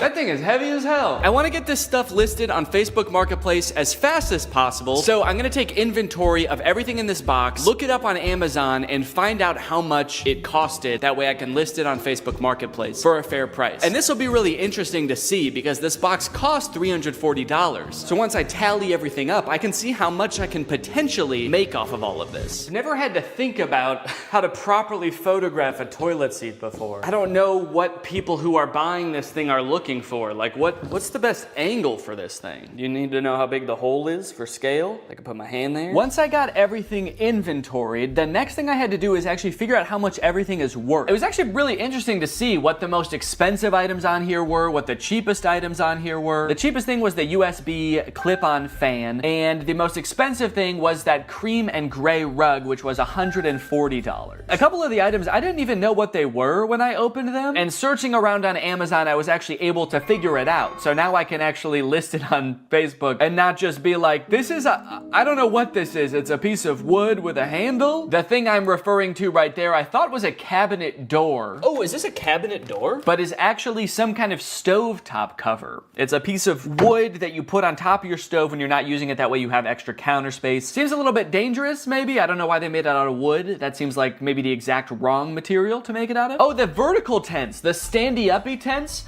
are for privacy and showering in the woods. So I guess you just climb in there and you just dump water on yourself? Or maybe if you get some kind of hose to go in there. Yeah, it's for showering. It's not for sleeping standing up, surprisingly. So in total, the box cost $340 and there are 34 items, conveniently. It's almost like they did that on purpose. But basically, I have to sell everything for an average of $10 or more to break even or make a profit. But if I wanted to make the maximum amount of money possible, then I would make around $1,700. And then if you subtract the $340 that I bought the pallet for, or Raleigh bought the pallet for, really, then the profit would be $1,350. So that is the maximum amount of money I could make from this. 1,300 smackaroons. But as I'm sure you're aware, that's not how Facebook Marketplace works. I don't think I'm gonna be selling these for anywhere near the amount that you could get them for new. I wanna try to sell this for a good price, but I will also be battling with my other want, my secret want, which is to get all of this stuff out of my garage as quickly as possible. I can barely back my car into the garage right now because this box is so big. So there's like an angel and a devil on my shoulder right now. The angel saying, come on, Danny,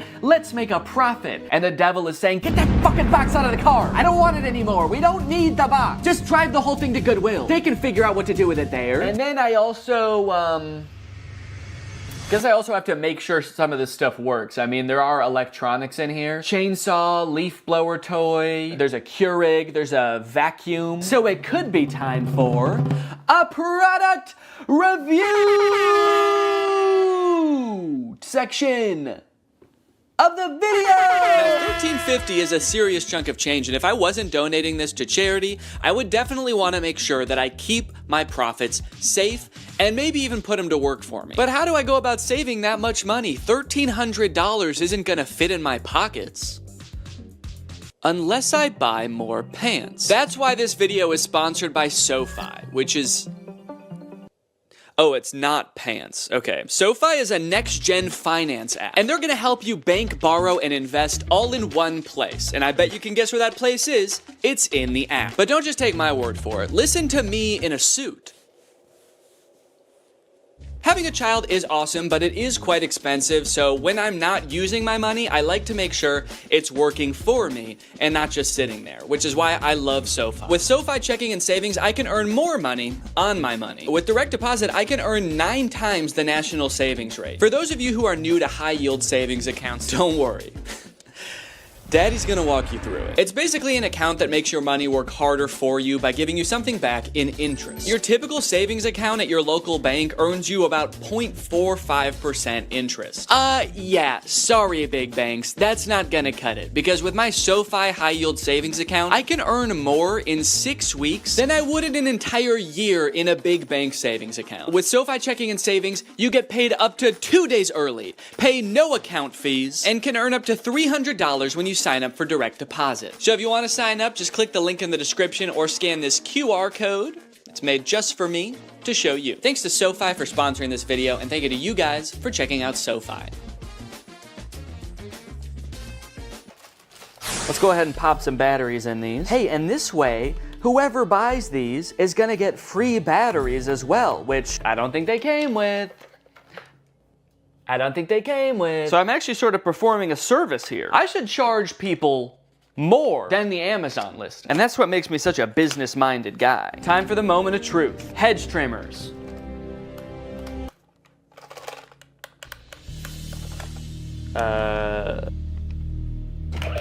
Whoa! Okay, this one works. I didn't even mean to turn that on. I just, as I picked it up, I accidentally pulled the trigger. This one, it seems like doesn't want to do anything, and this one was so ready to work that the second I touched it, it was like, yes!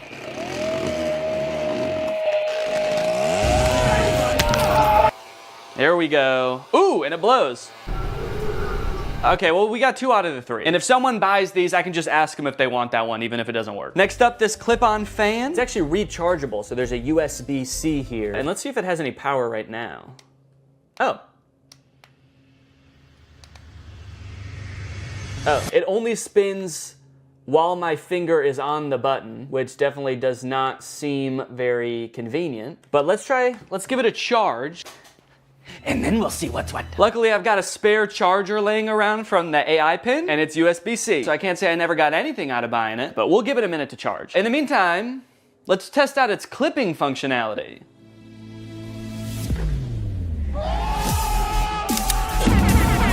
Hell yeah. Up next, Oh no! Golly! Is that really what I say when something surprising happens? Did I say ooh no golly? No! Golly! Having a child has turned my language all topsy-turvy. A few months ago, I definitely would have just said like, oh, fucking shit, as that thing fell over, you know, because I'm a cool guy, I swear. Okay, so this is the Keurig. Water. And now let's see if it'll just make me a hot cup of water. Guess I'll just do eight fluid ounces here. Go. Does it know there's not a cup in here? Go! Why isn't it going? A Keurig starts going right away, right? You press it and it just starts going like... In my experience, every time I've used a Keurig, you press it and it goes right away. Okay, maybe it knows there's not a cup in here and it's mad about that. All right, let me see if I have a Keurig cup laying around. Found one. Maybe I have to put a mug here. Maybe it won't start unless it detects. Does it have mug detection technology?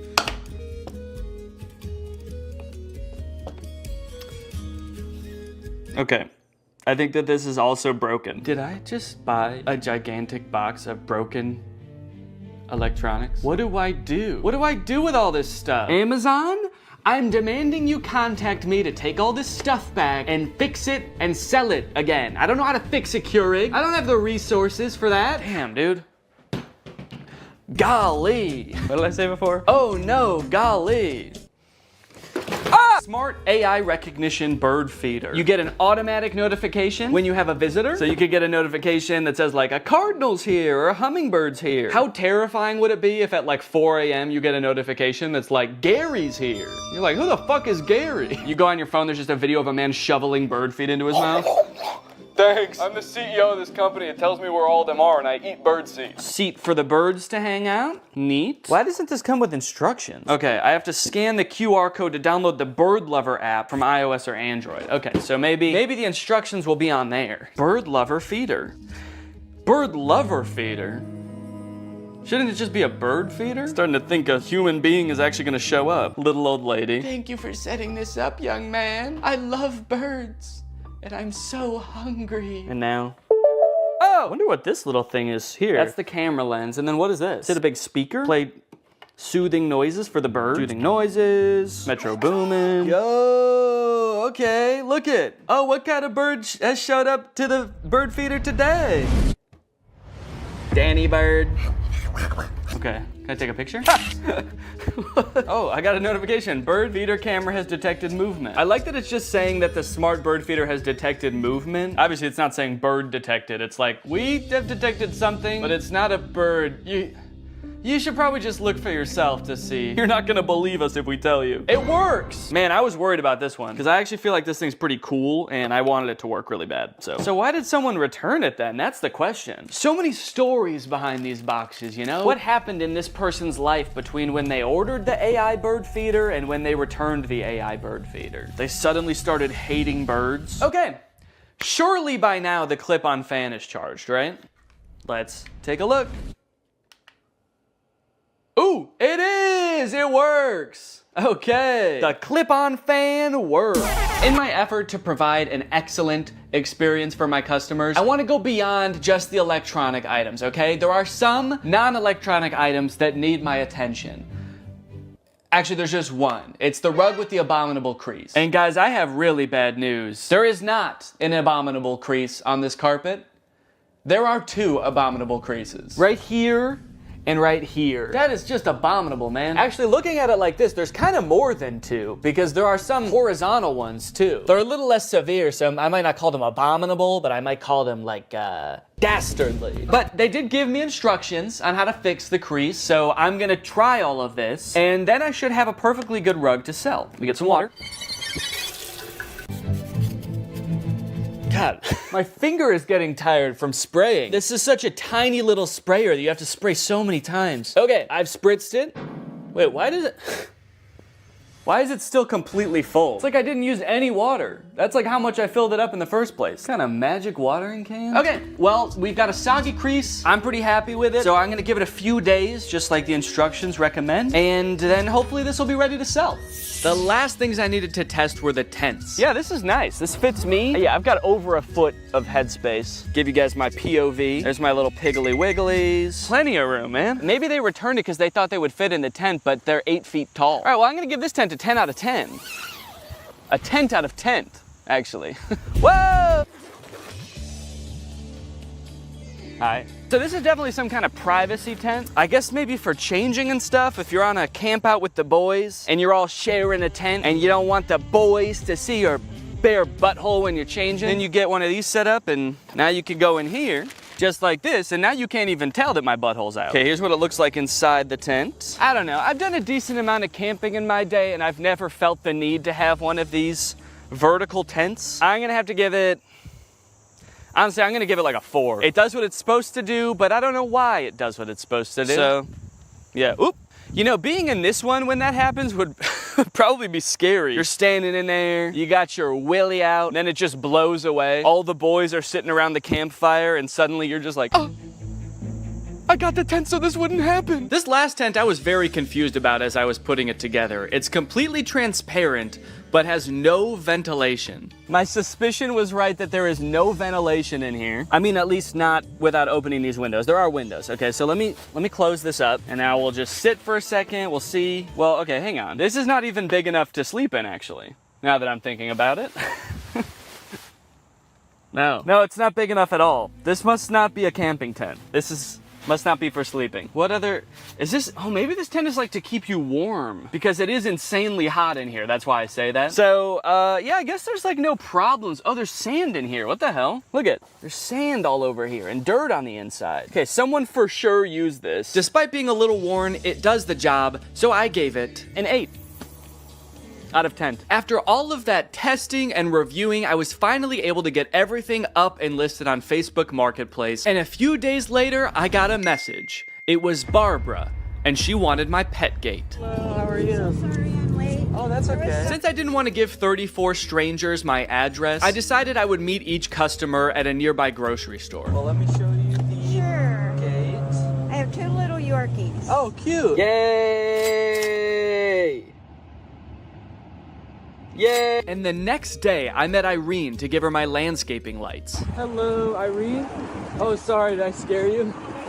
I 1000% did scare her. She screamed and jumped when I said her name, but that didn't matter because I had just made $23. Just about every day I was heading off to the grocery store parking lot to meet with yet another potential customer. I felt like I had the foundations of a real small business on my hands. Another day, another drive to the grocery store parking lot. Goodbye, sweet and sour chicken box. Goodbye. I was spending a decent amount of time driving to and from the grocery store and waiting at the grocery store, but that didn't really matter because I was making money, baby. I don't have the money, he paid me on Zelle. All right, we're a few days in now. How are things looking? I don't know if my listings just took a while to get into Facebook's algorithm or something, but they weren't getting any interest for the first couple days. But then suddenly, on the 2nd or 3rd day, I started getting a ton of messages. Just like that. And the messages are great because it means that I might be able to sell something, but it is also like really hard to keep track of. If you've ever sold anything on Facebook Marketplace before, you probably have dealt with this, but people will message you and then just disappear after you respond. Hi Danny, is this still available? You only have 4 pieces. They're talking about the pathway lights, there are only 4 of them. I don't know why they needed to tell me that. I know that. Don't shame me for how many pieces I have. Yes, are you interested? Yes, it's 4. And then they just completely ghosted me. They just messaged me to insult me. Hi, is this available? Yes, it is. Do you want it? I guess when you're buying things, you probably have so many options because there's probably, you know, there's a million rugs on Facebook Marketplace. So you don't have to treat one guy selling a rug very well. This person messaged me about the clear chair mat and said, are you ever in downtown Chicago? Even though I have my location listed on the listing, it is not downtown Chicago. I have it listed as pickup only. So I said, no, not really. And then I offered to meet him halfway in 2 different towns, and then he just stopped responding. No, sorry, I only want your ridiculously discounted product if you drive all the way to me and hand it to me. I'm not even gonna get out of bed, actually. You can just come in. And if all that wasn't bad enough, the crease is still there. All of them. Yep, this thing's been laying here days now. Probably a week, actually. And the creases haven't gone down a lick. So I'm sorry, but if anyone buys this rug, the crease is gonna become their problem. Alright? I'm not doing the crease. Every time I had a potential new sale on my hands, I had to dig into the box to find the item, which was surprisingly difficult. And I ended up having to use a shovel a few times to dig an item out from the bottom of the box. If I was gonna do this again, I would definitely invest in some other storage system like shelves, which might take up more space, but it would be so much easier to access the items. What really added insult to injury in this case is that the person who was requesting this item actually ghosted me right after I did this. But that's not even the worst part, because I actually have a much bigger concern about this box. And that concern is that the box is perhaps cursed. Firstly, after I reviewed all the electronic stuff in my office, I was moving the boxes around and a big spider crawled out of one. And it zoomed around, it took me forever to find, and luckily I was really chill about the whole thing. Secondly, anytime I've been doing anything with the box, I've been sneezing a lot. Ugh. What am I allergic to in this box? I don't want to know. And then I noticed that later that day, every time I've gone into the box, I have told Laura, I think I have a fever. This is like hours after I'm done using the box, but it's always on days where I did use the box. I just feel feverish. I have body aches, I feel exhausted. So I'm highly allergic to something in the box. I guess dust, although I've never been allergic to dust before. And then the third thing, which is the most concerning thing, a few days ago, I got a bunch of mosquito bites on my body. At least I thought they were mosquito bites at first, because they were just a bunch of itchy bites. But after a few days, they kept getting itchier and itchier, and you'll notice I'm itching one right now. And then they got really red, which doesn't happen to me with mosquito bites. The bite itself got red, and then the whole area around it got red. And they're starting to get better now, but you can still faintly see the redness around this one. I've got like 5 or 6 of these on my body. This is very concerning to me. So I don't know, maybe this is all kind of in my head, you know? Maybe there's a spider in the box because it's in my garage, and there's spiders in my garage. Maybe these bites are just mosquito bites and my body is reacting a weird way. Or maybe, what is the more likely option, the box is cursed. But hey, baby, that's just more motivation to get rid of this stuff, huh? Sell it. Give the curse to someone else. But at the very least, I should be careful when I give people the boxes. I should probably check them all for big spiders and ancient magic before I give it to them. Yep, should be good. Sweet. All right, have a good day. Yeah, no problem. Alright, I've just finished up another sale here, and I was just sitting here in the car doing some thinking, and I think I've decided that I don't like this one bit. In terms of side hustles, man, I don't think that this one is it. Look at all of the messages that I've received between today and midday yesterday. So many people that I need to coordinate with, and the chances are, based on all of these messages, I probably won't even sell anything. The ratio of messages I receive to products that I sell is probably like 40-1. I've spent so much time messaging people, and I've sold 8 things. Out of the 34 things I have, it's been weeks, and I've sold 8 things. And then when I do have an actual buyer, it's almost just as annoying to coordinate with them. I had another guy that I was selling something to. We were supposed to meet at 7 p.m. one day, but he messaged me at 5:30 and was like, hey, just to let you know, I'll be there in 20 minutes. I hope you're free. To which I responded, no, sorry, I'm not gonna be free until probably at least 6:45. And then he messaged me when he arrived at 5:50 and said, okay, I'm here. Oh no, I didn't see your message because I was driving. Can you come anyway? But it was all worth it in the end because I sold the desk chair mat for $15. And as he was typing my information into Zelle, he also asked if he could have a discount. And I gave him one. Guys, I'm not good at this. Now, to be fair, this is completely my fault. I signed up to do this video. When Raleigh proposed, we did a collab, and I decided on this idea as my end of the collab. I had watched, I think one video about pallet flipping on Amazon, and I thought it looked easy. And I don't know where my critical thinking was when I watched this video, because watching it back in hindsight, there were definitely some red flags. This is a video called The Best Side Hustle No One Is Talking About, Flipping Amazon Return Pallets. It was made by this channel. They're a couple. They do a lot of Amazon pallet flipping, and so I thought it looked fun. And I think what really drew me in is this little bad boy right here, the MSRP counter. Every time they open a product to see what it is, they tally up how much it costs on Amazon, and they add that to the MSRP counter. By the time they're done unboxing the pallet, their MSRP counter is like $3,000 for a $500 box. So that's great, you know? They made $3,000. Except, no they didn't. They've unboxed a bunch of stuff and they've added up what it would have cost them to buy new. It's crazy that to me, opening a box for something that costs $100 means you made $100. That's how it worked in my brain. But no, of course it doesn't work that way. There's so much work that goes into this. You have to have a salesman brain. I don't have that. I actually think that this side hustle leverages like all of my weaknesses. Selling things, planning ahead, being organized. Those are all parts of my brain that I've always known I'm not good at. I like turning on a camera and making silly YouTube videos. That's the side of my brain that works properly. So what I should have done is maybe watched a couple of videos and then Googled other people's experiences trying to flip Amazon pallets, because then I would have found this. On the flipping subreddit, someone asked, what are your guys' experience with Amazon return pallets? My experience is that Amazon return pallets have ruined my local yard sale ads. Every other yard sale I go to ends up being someone who ordered one of these pallets. Stop watching YouTube videos. 99% of that crap you are watching talking about junk pallets is paid advertisement. You're gonna get broken junk and used dildos while all the good shit was picked out right before they loaded it on the truck. Sounds like this person has been hurt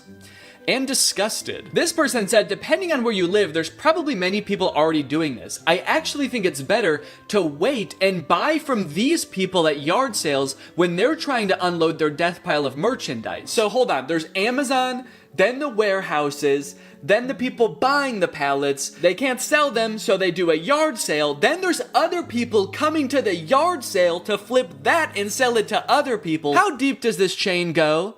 And why do I feel like it somehow all eventually ends up in a landfill anyway? Knowing how many people are doing this and failing is also making it seem like there's no way I can sell all this stuff, because obviously there's competition. There's other people probably selling the same stuff, and they're probably better at selling than me. They're already 3 steps ahead of me. They're waiting for me to sell it at a garage sale so someone else can buy it, and then that person throws it away eventually.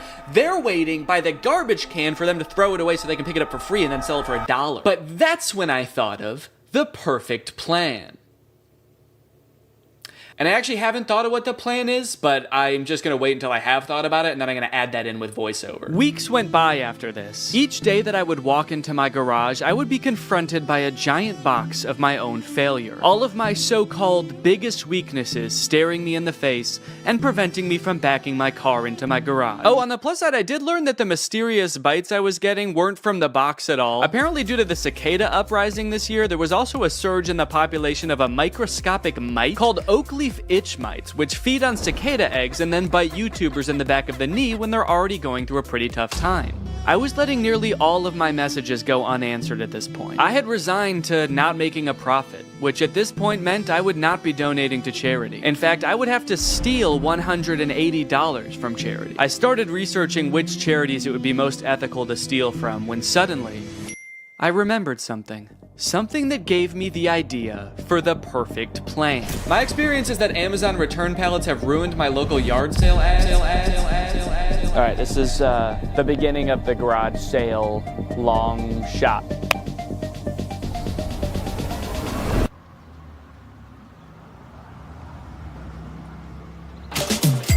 Thank you. You know what I think you'd love? A tall green tent. Pleasure doing business with you. Cha-ching. Another satisfied customer. I'm on a roll. Yes. Thank you. Yes.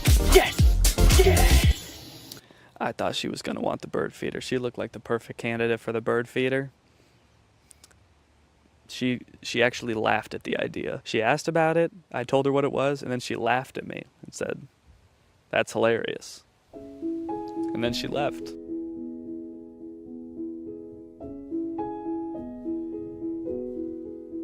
Excuse me, are you interested in a big orange tent or raised toilet seat? Maybe she'll be back later. She's got to go get her purse. Or a clip-on fan, or an AI bird feeder.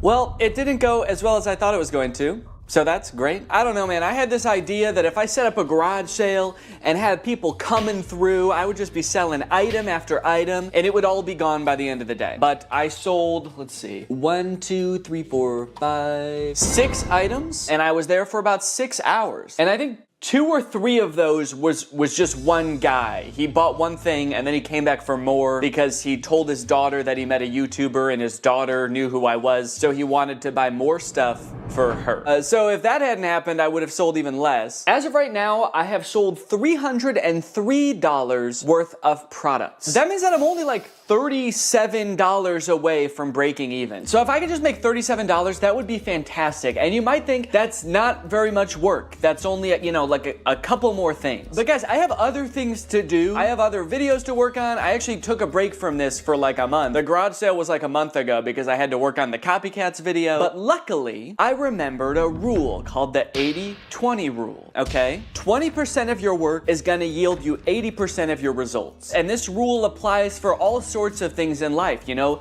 In a classroom, maybe 80% of the trouble is caused by 20% of the kids. In customer service, probably 80% of your calls are from 20% of your customers. And if I apply that to this, maybe 80% of my profit can be from 20% of my products. I need to be focusing on the few products that are gonna yield me that last $37. So if I just look at the 3 most expensive products that I still have on my list, I have the rug, which on Amazon is $150, the raised toilet seat, which on Amazon was $80, and the marble toilet seat, which was $90. I need to focus on the stuff that's gonna bring in the big bucks, because I have like 16 or 17 products still listed, and if I am trying to field messages and coordinate with people for all of those products, I'm gonna go insane. So I fished the big rug and the 2 toilet seats out of the box, and unlike last time where I was just hastily taking pictures as quickly as possible, I took some time. I created eye-catching photos to show these products unique features and assure people the toilet seats had never been used. I also took some time to enhance the descriptions and the product listings, and then I also posted them on Craigslist. As for if it worked,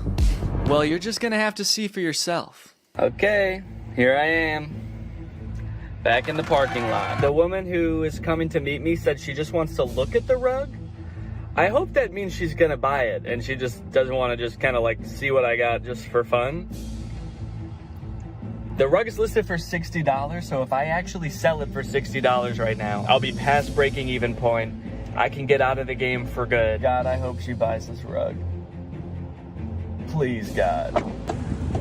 Hi, how are you? How are you doing? I'm doing great, thanks.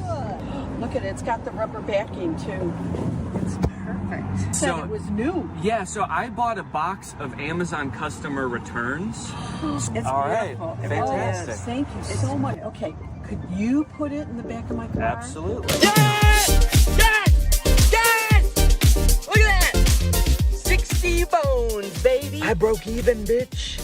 I'm out of the game. Welcome to Profit City. As if it wasn't great enough getting rid of that rug and breaking even, those 2 ladies that just bought the rug were the nicest people I've ever met. They were so sweet. I'm feeling good. I think I'm gonna do this whole thing again. Just kidding. I don't think I'm ever gonna go on Facebook again, actually. In case you're wondering, I did a little rough estimate of how many hours I spent on this side hustle. That way I could calculate an hourly wage for my efforts. It was $1. That's right, Raleigh, $23, and all it took me was 4 months. Honestly, bravo. I did not think you were going to be able to make a profit. And just to clarify, you're not counting the cost of delivery into the cost of the box yet, are you? What? Yeah, it was $75 to get the box delivered, so that was on top of the $350 for the box. So technically, you haven't quite broken even yet.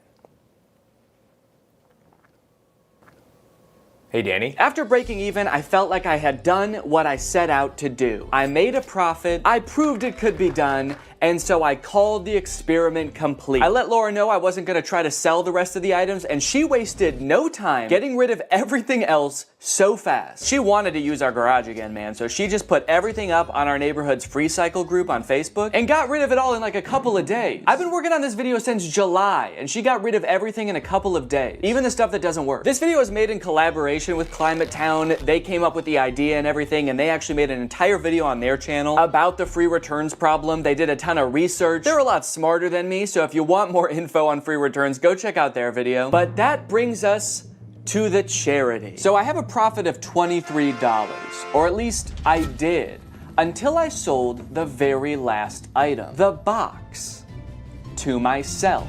You don't come across a cool big box like this very often. Who knows what I could do with this? I could make it a little fort. So I'm holding onto the box. Unfortunately, I did get a really bad deal on it.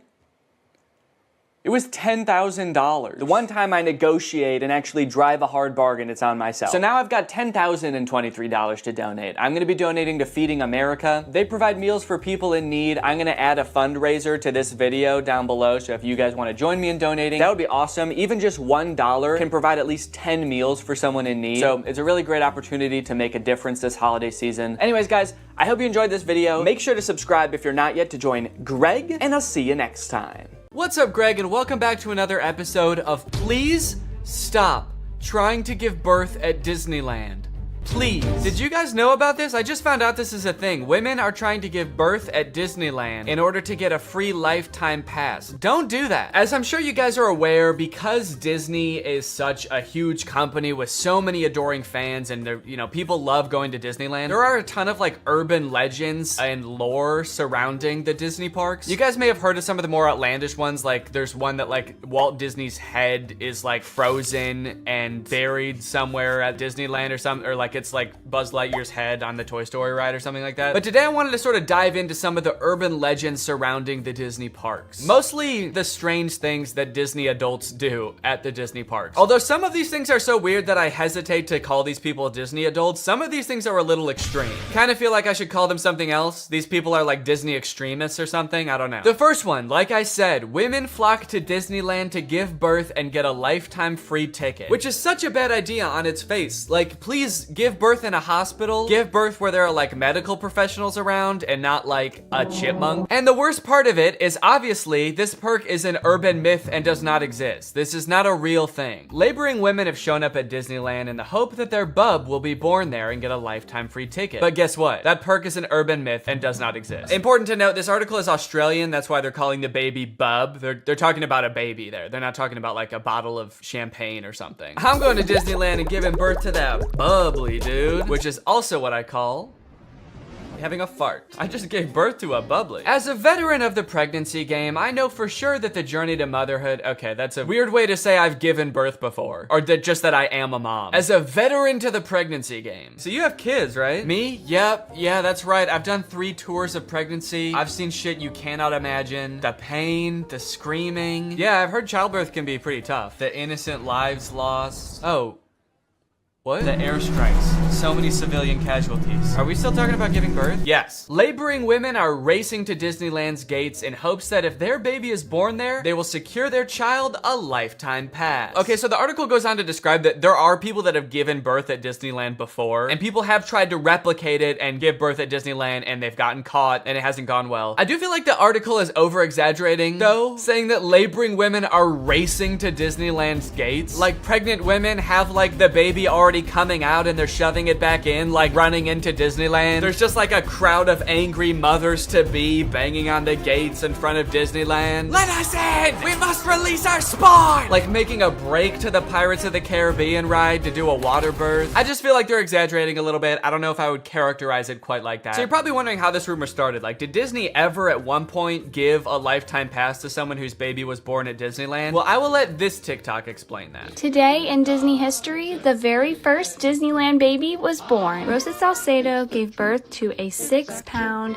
10-ounce baby girl on a bench on Main Street, USA, right outside of the Plaza Inn. Can you imagine visiting Disneyland as a family of 2 and coming out as a family of 3? Yeah, I can actually. But not because I'm gonna give birth. I'm gonna kidnap Donald Duck. You're my child now, Donald. The perfect happy family of 3. Husband, wife, and my uncle Donald Duck, who I've been holding at gunpoint for the past 16 years. There have been 4 babies born at Disneyland, and all of them have been girls. But only one has their own Disneyland birth certificate. So that might not have sounded significant, but that's actually how the rumor started. The first baby that was born there, Teresa, got a birth certificate that was just like a Disney birth certificate that says like, this is the first baby to ever be born at Disneyland. And I guess like word got out that this baby got some kind of special certificate. And then people just started assuming like, oh, that's a lifetime pass. That baby got a lifetime pass. And from that moment on, has just been a rumor that if you give birth at Disneyland, your baby gets a lifetime free pass. So honestly, if you're like that big of a Disney fan and you do this, you don't even get a lifetime pass. You still have to pay to go to Disneyland. It's just your baby that gets in for free. And I kind of feel like babies get in for free to Disneyland anyway. Is that true? Children under the age of 3 get in free to all 4 theme parks and 2 water parks at Disney World. There you go. You want your kid to get in free to Disneyland? A better conspiracy would be just pretend they're 3 years old for their entire life. That shit could actually work. The article goes on to talk about a time where someone has tried to sneak in to give birth at Disneyland, and they hid in the bathroom while going into labor until I guess employees had to like assure her that her baby would not be getting a lifetime pass, and then she was like, oh, okay, fine, then I'll just go to the hospital. Once they assured her that she would not be receiving a lifetime passport, she came out and accepted the ambulance ride to Western Medical Center where her baby was born shortly thereafter. I don't know about you guys, but it kind of sounds like she failed the test. If you know anything about Disneyland, you know how well the cast members there, all of the employees, all the staff, all the people in costumes are trained to like respond to every circumstance. It sounds like you just entered the giving birth at Disneyland experience, and honestly, you didn't make it to the end where you get the prize. It also says that this discussion board, The Laughing Place, has some hilarious forum chats about this topic. So I guess other people have been like sharing stories about this happening on this forum, but when I clicked on it, it turns out that it doesn't exist anymore, which kind of sucks because I wanted to find out more times that this has happened, but honestly, it is probably for the best. Kind of sounds like they were talking about some pretty sick shit in there. You think you're gonna go to a Disney forum and see people talking about like, my favorite movie's Coco, but instead you see people talking about like, I'm gonna give birth inside of Pluto's house. I'm gonna go to Disneyland and get fucked by Goofy, and then Goofy's gonna be the father of my child, and I'm gonna give birth on It's a Small World. And I'm gonna make Elmer Fudd cut the umbilical cord. Is Elmer Fudd a Disney character? I actually don't think he is. But he's gonna be there anyway. And then me and my freak mutant, half goofy, half human child will both get lifetime passes. Free pass for life for my little freak. Passes or not, being born in Disneyland is a pretty cool claim.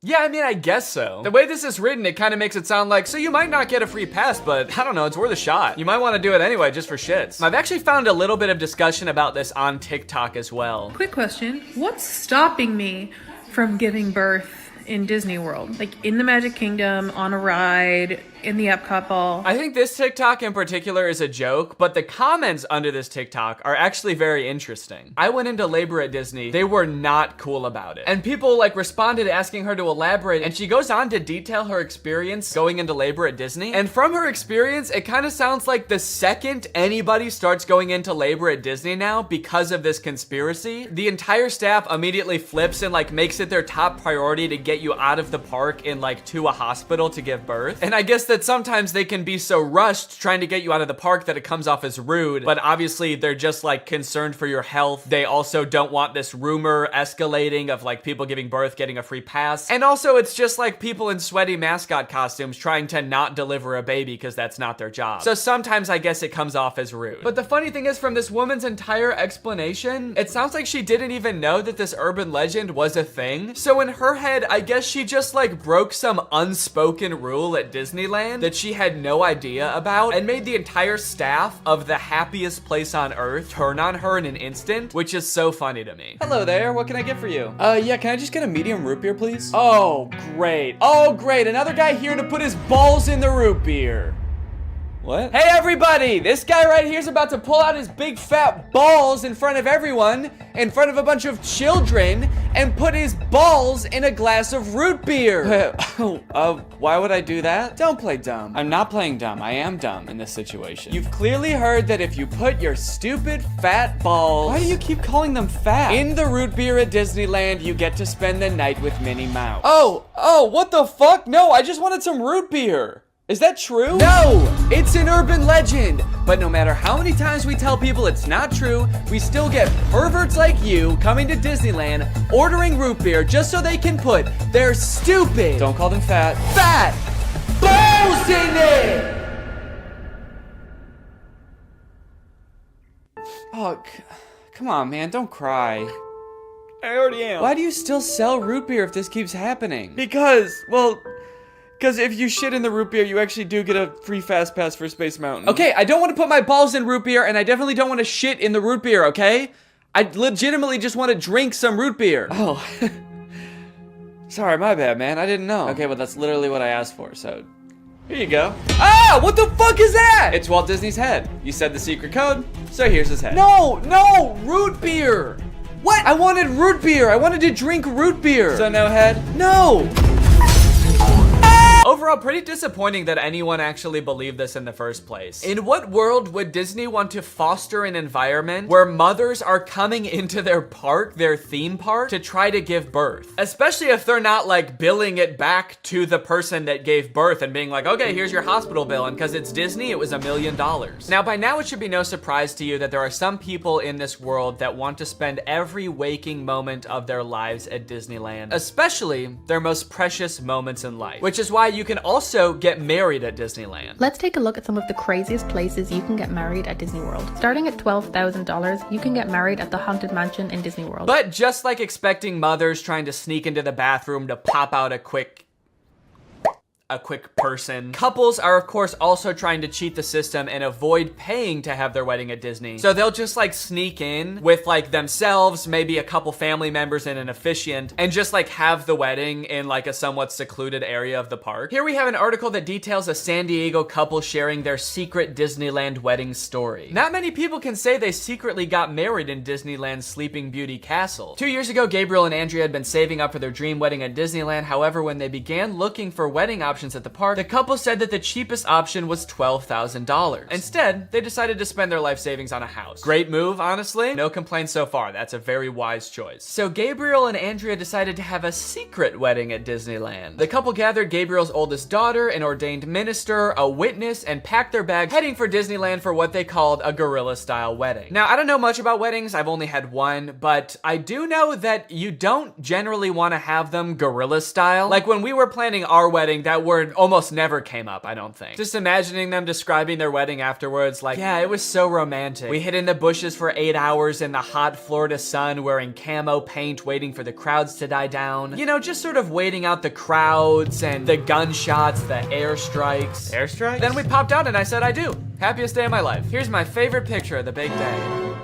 Now buckle up, because this next urban legend is about to get nasty. Quite literally, this is disgusting. Like I said, the most devoted Disney fans would probably spend forever at Disney if they could, but maybe they can. For years and years, the Haunted Mansion has been the home to an endless supply of Disney myths and legends. But the attraction's most prevalent and persistent rumor is that guests regularly spread the remains of their friends and family inside the ride. This can't be true though, right? It is 100% true. Yes, that is right, and I don't want to bash anybody's final wishes. I know that that's a very personal thing, but spreading human remains in a public place that people are like walking around and touching? Please don't do that. Or you know what, I should say, you know, because I feel bad for people who are just trying to honor their dead relatives' wishes or whatever. If you're alive still and you're watching this video and that's gonna be in your will, please take it out. Don't make people do that on your behalf. Honestly, I am a little relieved that people are sticking to like spreading ashes at least, because there are a lot of different ways to dispose of a body. It was actually my grandpa's greatest wish to be laid to rest at Disney. Oh, that's sweet. You're gonna scatter his ashes around at the park? Not exactly.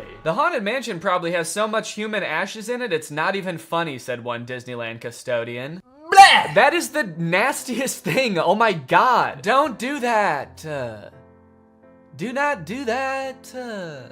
Please. People scatter their loved ones' ashes in the Disney parks monthly. Can you imagine just like being on a ride and the person next to you is dumping out ashes? Disney employees are literally aware of this too. They have to follow special protocols every time this happens. The custodians are used to identifying and vacuuming up these ashes. I don't know why I was surprised to hear they vacuum them up. Of course they do. It's a literal human corpse, basically. Of course they get rid of it. The people who are like requesting this happen to their bodies must know this, right? They must know that some custodian that does not willingly work in like a morgue or something is going to have to take care of that. This sounds awful for everyone. If you're the custodian, you have to vacuum it up, but if you're the person that just lost someone you care about, you have to know that they're just gonna vacuum it up. They might even make you watch. They have you come identify all the places that you scattered the remains, and then they just like make eye contact with you while they're vacuuming it up. This is going in the garbage now. We're gonna throw this in the garbage now. Say bye-bye. So when you're laying them to rest in the happiest place on earth, you're actually condemning them to forever in the suckiest place in the world. Yes, that is a very funny joke. And people will put them anywhere too. Like flower beds, bushes, the lawn at Magic Kingdom, outside the park gates. Outside the park gates? They'll put this shit anywhere too, you know? Outside the park gates, on the highway on the way home, the McDonald's across the street, Universal Studios, shit anywhere. It doesn't really matter. I feel so bad for the employees that have to deal with this, honestly. That would be so scary. Honestly, even as a patron, you know, I honestly like going to Disneyland every once in a while. I think it's pretty fun. But next time I go, I am going to be terrified that I'm like touching human remains at all times. Especially now knowing that they put them everywhere. I'm gonna be eating a turkey leg and wondering like, is this actually some guy's leg? They're most frequently dispersed around the Haunted Mansion, which is kind of perfect if you ask me. Okay, this girl's actually a little bit too into it. But now this whole ashes thing, which is not really an urban legend, is actually true, has actually spawned urban legends out of it, as you can see here. Have you heard of the legend of the crying boy at the Haunted Mansion in Disneyland? The story goes a mother spread her son's ashes without permission from Disneyland, and you can see him crying as you're exiting the ride. Spooky. I wonder why he's crying. Maybe because his ashes are in a vacuum. Maybe because he was a little boy and his mom spread his ashes in the scariest ride at Disneyland. The mom was like, yeah, my son used to love this ride. Every time we would get on it, he would be screaming and crying and shaking because he was so happy and excited. So I decided this is the perfect place for him to spend the rest of eternity. In a rundown castle of pure terror. It's what my darling little boy would have wanted. All in all, it seems to me that Disney, this giant corporation that owns like every media property known to man, has their grubby little fingers wrapped around people a little bit too tightly. It's like you already have every movie and TV show. Do you really need people like begging to spend their entire lives at your theme park also? But even still, with people spreading their loved ones' ashes at Disney, people trying to give birth at Disney just to get free tickets, Disney is still trying their best to immerse you in their parks as much as possible to make you never want to leave. Recently, Disney opened up the Galactic Star Cruiser Hotel, which is a Star Wars hotel and experience. I think it's like a 2 or 3 day long experience where you are like in this hotel. There's like a story that you have to follow about shit going on around you. It seems very immersive, and to a pretty big Star Wars fan, honestly, it sounds pretty cool. But it is also $5,000, and instead of windows, your room has a screen that just shows a video of outer space playing. So, you know,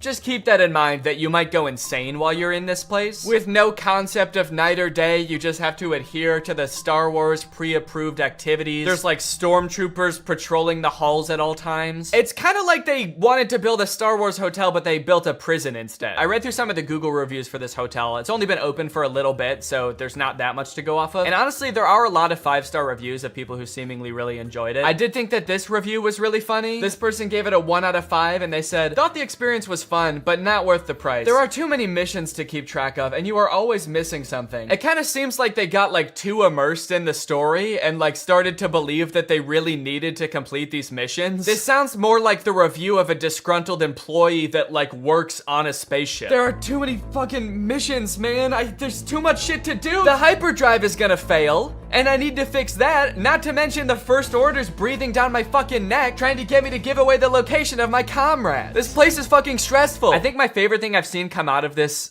Star Wars hotel is this apparently now deleted ad for the experience that says strike unlikely alliances in your very own Star Wars story. Apparently when you come in, you can decide if you want to be like on the good side or the bad side. Shit, this place is metal, dude. This goes hard. It's crazy to me that you actually can choose to be on the side of like the evil intergalactic fascists, basically. You and your preteen daughter can don First Order uniforms and betray one of your favorite character's trusts, Chewbacca, giving away his location and leading the First Order directly to him, who will take him away to be tortured and then eventually executed. It might be a little too immersive. It might be. We're gonna start hearing people come back and you're gonna be like, how was your trip? You went to the Star Wars hotel, right? And they'll be like, the guilt over my actions will haunt me forever. But I did what I had to do. It was honestly fucking sick. I loved it. And honestly, like, if someone offered to bring me there for free, would I go? Yes, I probably would. Yeah, honestly, I would like to go 100%. I would like to go. And as if living in an intergalactic prison isn't life is curated by Disney. Oh gosh. I feel like we have so much chemistry together. Me too. This has been great. This date was a lot of fun. I really haven't connected with anyone like this in a long time. Fantastic. How likely would you be to recommend this experience to a friend? What? On a scale from 1 to 10, how would you rate my performance? Performance? I thought you were just like genuinely interested in me, like romantically. Oh, perfect. So a 10 then? I really opened up to you. And you opened up to me. That's all just part of the story living experience. It's Disney magic. So that whole story you told me about how sad you were that you had to release your pet into the wild because it had grown to be wild. That was the plot of The Fox and the Hound. What the fuck is wrong with you? Thank you for riding Disney's Love Connection. Please make sure you pick up all your belongings as you exit the ride. Are you an animatronic? Please do not try to fuck any of the animatronics. Are you all animatronic? Have a lovely day here at Am I the only person that lives here? Anyway, that's the end of the video. It's time to talk about our sponsor. What's up? It's me, a hacker, and I'm so excited to steal your data because you don't have today's sponsor, ExpressVPN. You see, sending data over an unencrypted network is a lot like sending a postcard. There's no envelope to cover up your info and protect your sacred message. So any old creep with a little bit of basic computer knowledge and a little bit of free time can come along and check out all of your private information. I'm talking passwords, financial details, hell, emails. I'm gonna look at all of it. I'm doing it right now. Hey guys, I was just kidding. It's just me, Danny. I wasn't kidding about most of it actually. Just the part about me being a hacker, but the rest of it is true. Oh, there's not enough light on my face now. Can I just sort of illuminate my face with this? Luckily, today's sponsor, ExpressVPN, is here to help. Because ExpressVPN encrypts all of your network data with their best-in-class encryption. It would literally take a hacker using a supercomputer billions of years to crack this encryption. ExpressVPN has the fastest speeds out there. They've got 24/7 customer support, and ExpressVPN is extremely easy to use. You can fire it up and get connected with just one click. I've got ExpressVPN on every device that can have it, just to have a little bit of extra peace of mind when I'm out and about, especially on public Wi-Fi. So if you want to find out how you can get 3 months of ExpressVPN for free, then head on over to the link in the description. That's expressvpn.com/Danny Gonzalez. That's expressvpn.com/Danny Gonzalez. Thank you, ExpressVPN, so much for keeping us safe, but also sponsoring this video. Thank you to you guys for checking out ExpressVPN. When you click on the link, it really helps to support my channel, so thank you for that. All right, thank you guys for watching this video. I hope you enjoyed it. If you're new here and you're not subscribed yet, make sure you subscribe and turn on my notifications to join Greg. Greg is what I call my army here on YouTube. We are a ruthless army whose violence and terror knows no bounds. Please subscribe and turn on my notifications to join, and I will see you next time. Bye-bye. What's up, Greg? I hope you're having a great holiday season. I know I was, until I watched the new Home Alone movie. And I got sick, also. I think the movie might have given it to me, honestly. You know, guys, when you think about it, I guess it makes a lot of sense that they would make a new Home Alone movie, you know? Hollywood loves their sequels. Their sequels of sequels, and they've already made like 5 Home Alone movies, so why stop there? And sure, like nobody has watched or even been interested in the last like 3, but all the more reason to make another one, you know? Sort of a comeback Home Alone movie this could be. I guess could have been, if it wasn't already out and wasn't already bad. It's a shame, man. I really liked the first 2 Home Alone movies, but then after that, nothing feels the same. And I don't know what it is about this one in particular, but watching this little kid beat the shit out of these burglars, it's just not as fun as it used to be. I guess I really am grown up. Oh, no, you know what it is, actually? It's not that I'm grown up. It's that instead of making the villains in this movie, like, cartoonishly evil burglars, they made them like a struggling middle-class family who are only breaking into this kid's house due to a misunderstanding. They're not evil, they're not trying to hurt anyone or kill anyone, they're just like a down-on-their-luck family, and this rich kid is just fucking him up at every turn, dude. This movie is insane. You know how a Home Alone movie goes. There's a kid, he gets left in his house by himself, there's robbers who try to break in, and the kid sets up a bunch of traps to try to hurt them and embarrass them. And that's exactly what happens in this movie. So you're probably wondering, who are these robbers and why do they want to break into this kid's house so bad? So let me tell you. Pam and Jeff McKenzie are parents. They live in the same area as the main kid, Max. And the movie starts off with them having an open house. They're trying to sell their house because they're both down on their luck. One of them doesn't make very much money and the other has just lost his job. And so they're trying to sell their house to keep food on the table for their families. It's very sad. The movie sort of tries to make it into like a funny thing happening. There's like millennials that come to try to buy the house, wearing berets and scarves. You know how like millennials do. Always wearing berets and scarves, I am. The schools here are amazing. They are totally lit. And there's a lot of scenes like this in the movie that seem like they're trying to get you to empathize with this couple. In this scene, they're just talking about how they can't afford to live in this house anymore, even though they love this house and they always thought that they'd be growing old together in the house. Unfortunately, it just won't be able to become a reality for them. I always thought we'd get old and weird in this house, but we've done the math. We can't afford it on my salary alone. Yeah, but I mean, I crushed my interview with IBM. Crushed it. But that was 3 months ago. It's very sad. And when I watched this, I didn't know that these two were going to be the ones who were gonna have all of the booby traps happen to them. And it's kind of crazy now watching it back, being like, holy shit, just about an hour and a half from now, these two are gonna be getting maimed by a rich child. How fucked up is that? So what's their motivation to rob this kid, you might ask? Well, it's sort of, I feel like everything in this movie is so long and convoluted to explain. Probably because they've done this same movie like 6 times now, and so they keep having to come up with like new, more obscure ways to explain everything, like how does the kid get left home alone, and why are burglars trying to get into his house. Basically, there's this doll that the McKenzies own. They have a whole collection of these dolls that were like his grandma's or something, and they find out that one of them is worth like $200,000, which is enough money for them to like save their house and have enough time for the husband to find a new job, and they can even remodel the whole house. It's great. But during their open house, Max and his mom, who are rich, by the way, they live in a mansion, stop at their open house because Max has to pee. Do the maths. 6 soda refills into one tiny 10-year-old's bladder does not go. They sort of are using this less wealthy family's house as a public restroom of sorts. And the McKenzies talk to Max about this doll, and that's actually how they learn how valuable the dolls are, is because Max's mom knows this information. There was this elderly lady who bought one at a garage sale for about $10, and then it ended up going for about $5,000. And then the doll goes missing. That brat kid stole my doll. And so the McKenzies assume that Max stole the doll from them. So they are breaking into his house to try to get the doll back so that they can save their family. Which is not a decision that they take lightly, mind you. They're not like stoked to do this. They're like a normal family just like anybody else, but this is like the only thing they can do to try to keep their family afloat. They're actually like extremely nervous about doing this because they don't want to get caught and they don't want to hurt anybody. Little do they know they will get caught and they will get hurt. So yeah, in various ways, this movie goes out of its way to show you how nice of people the McKenzies are, how much they don't want to break into this house, but how they're like left no other option. It's like, it's honestly, you gotta kind of respect it in a way. They're like, look how these people, they're so nice, they're so sweet, wouldn't hurt a fly, they just really want to keep their family well-fed and in a nice house. We're gonna fuck with them. We're gonna fuck with them hard, dude. This is like an evil Mr. Beast video. So at first, only Jeff is on board, but then this scene happens, and this is what finally gets Pam on board to help out with the robbery as well. You gotta save our house. Seriously, Mom, will you just get the doll? It's just entering, Pam. We have the key. Pam, you have to call me. Hi, Come Gavin and Washington, get me. realtor. No, Fräulein. No!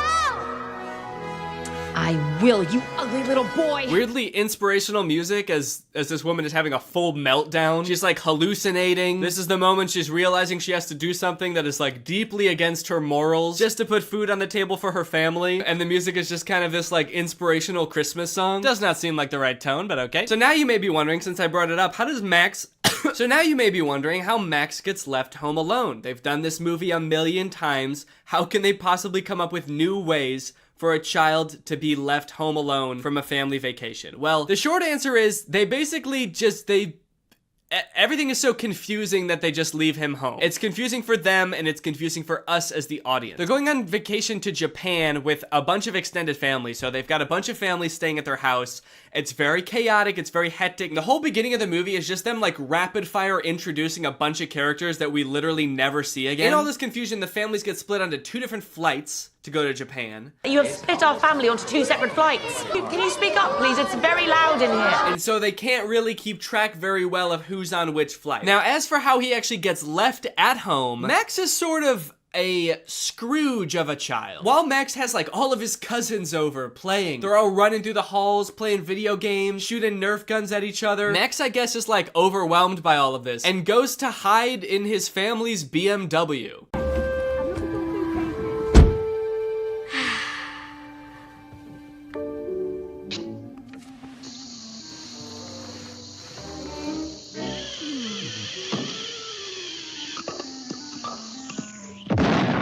There's like a random car commercial at the beginning of the movie. He leaves the ruckus of his house on the holidays to go sit in the garage in his family's BMW and watch cartoons.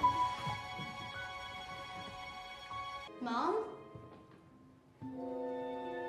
Dad? Seems like a weird way to advertise BMWs, honestly. I'm not sure about that product placement. BMW.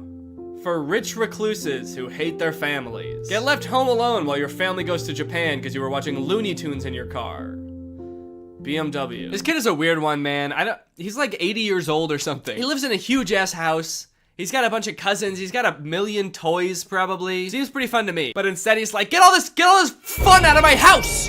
I hate Christmas. I'm gonna go hide in my luxury car and pass out for 12 hours. There are a lot of choices in this movie that make very little sense, and I'm still trying to figure out why they would do these things. This movie looks like weirdly cheap while also having a ton of big celebrities in it. People even I was surprised to see, even after watching a trailer, like Kenan Thompson, Pete Holmes, Ellie Kemper. They have like a ton of big names in this movie, and some of them with like really weirdly small, insignificant parts. Chris Parnell, for example, plays Uncle Stu in this movie, who we see once at the beginning, and then for the rest of the movie, he's shitting. Did Carol leave? Travel safe. What's going on? He's shitting even before we see him too. I told you to use the restroom in the coffee shop, darling. After Uncle Stu had been in there? Really? Did you see how many deviled eggs he had for lunch? And then for the rest of the movie, we only hear him through the door of the bathroom. Did somebody call the house? No, because we don't have a landline, Stu. Because he gets to Tokyo and then I guess had more bad food and is still shitting. Actually, that might be one of the funniest parts of the movie, honestly. The fact that this uncle is just pooping his brains out the entire time. That is pretty funny. And the fact that they got such like a big name to play him, and we're paying you $5 million for this role, and you're gonna be behind a door pooping your brains out, and we're never gonna see you. Is that cool? Also, Mikey Day from SNL is a priest in this movie. If you didn't look very hard, you might not even know there was a priest in this movie, let alone the fact that he was played by someone famous. If this movie was good, it would have been cool to see so many famous actors, but because it was really underwhelming, it was almost disappointing every time a new actor popped up that I recognized. I was like, oh, not you too, man. What's going on? Are you okay? Another weird choice, they threw in this line in the middle of the movie about remakes always being worse than the original. Oh, this is garbage. I don't know why they were always trying to remake the classics. Never as good as the originals. Like, yeah. Fuck you. It was like the studio being like, we know this isn't as good as the first one, but you're still gonna eat this shit up, aren't you, little piggy?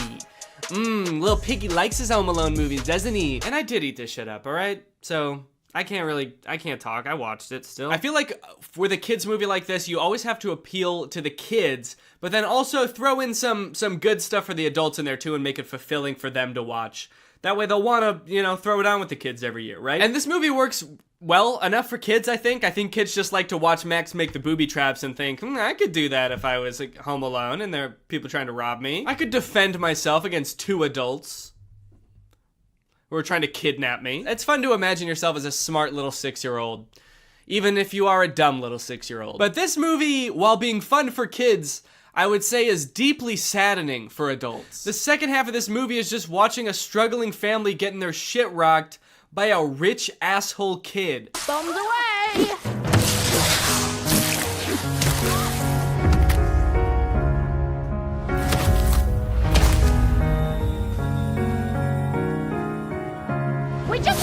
He's just not a cool, fun kid. He's a rich asshole who tries to steal from church at one point.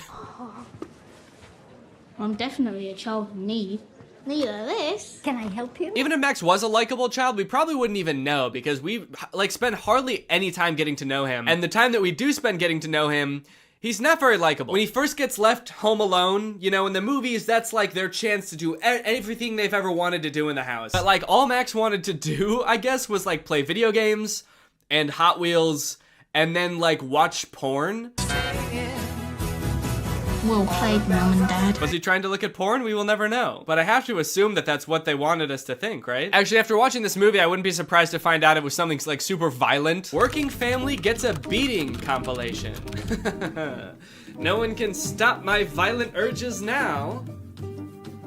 Damn it. Also, during the big heist when the Mackenzies come to rob Max, he doesn't act like a kid who thinks he's going to be kidnapped should act. He acts creepy. What a kid should do, even if he set up booby traps, he should set all those up and then find a place to hide, right? Like get in a box under a box in the basement and just hide there. But not Max, dude. He is sick. Every time the mom gets like thrown across the room or a few teeth knocked out, he's always like right around the corner giggling. He's been waiting for an excuse to do this, for sure. He has been planning this for longer than it seems, I think. Speaking of which, let's talk about the traps. I think the traps in this movie might be pretty on par with the other Home Alone movies, with the exception of a few particularly grotesque ones.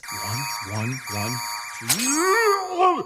And also I think the makeup artist for this movie thought they were doing makeup for a horror movie. At one point, Jeff gets shot in the head with a pool ball because Max has sort of like a gun that shoots out pool balls, which I do think would kill someone. But Jeff is just kind of walking around the rest of the scene with like a giant ass bump on his head. It is horrific. Why is he doing this to us, Pam? At one point, Pam, sweet Pam, is lit on fire. Okay.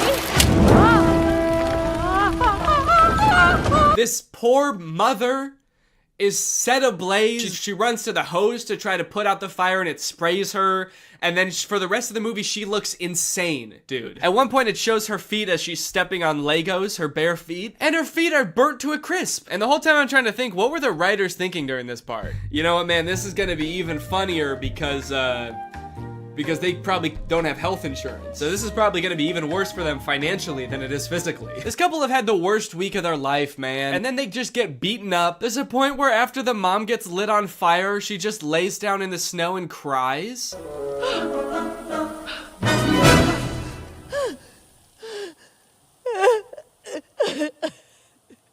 Am I supposed to be laughing right now? This is so sad. The worst booby trap of the whole movie, and probably any Home Alone movie, I feel like has gotta be this one. It is so grotesque. It is honestly scary. This is some horror movie shit right here, okay? Pam thinks that Max has just run up into the attic, so she goes to pull down, like, the ladder that leads to the attic, and instead she's greeted with a Nerf gun that shoots out Nerf darts with push pins sticking out the front.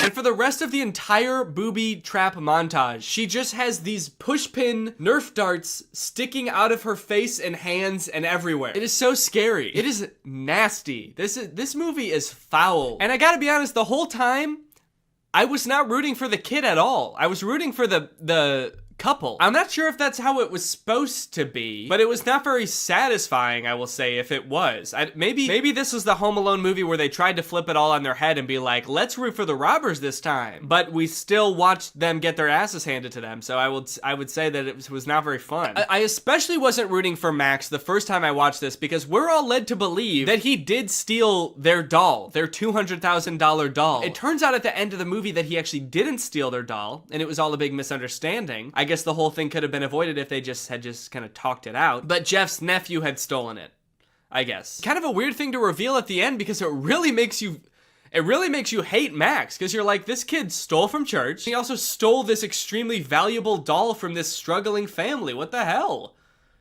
I hate this kid. Anyway, that's pretty much the end of the movie. They get the doll back and they sell it, and then they can live in their house happily ever after. And yeah, that's the end of the movie. Now it's time to talk about our sponsor, ExpressVPN. This video has been sponsored by ExpressVPN. Guys, if you're using the internet without ExpressVPN on your computer or your phone, you're missing out. You're not getting the full experience, because ExpressVPN unlocks so many possibilities while keeping you safe. Because while ExpressVPN sends all of your data through a secure encrypted tunnel, keeping your data safe from like hackers and your ISP and advertisers, it can also help you unlock a bunch of content that you didn't even know was there. For example, did you know that some Netflix libraries in other countries have nearly twice as many Oscar award-winning titles than in the US? So just saying, if you download ExpressVPN and change your server location to a different country, your Netflix is gonna be crazy. I have ExpressVPN on pretty much every device I own that can have ExpressVPN. I've got it on my laptop, I've got it on my phone, and I've used it to watch many a Netflix title that are not available in the US. Harry Potter, for example. You bet your boys watched it on Netflix. I'd like to see you try to do that.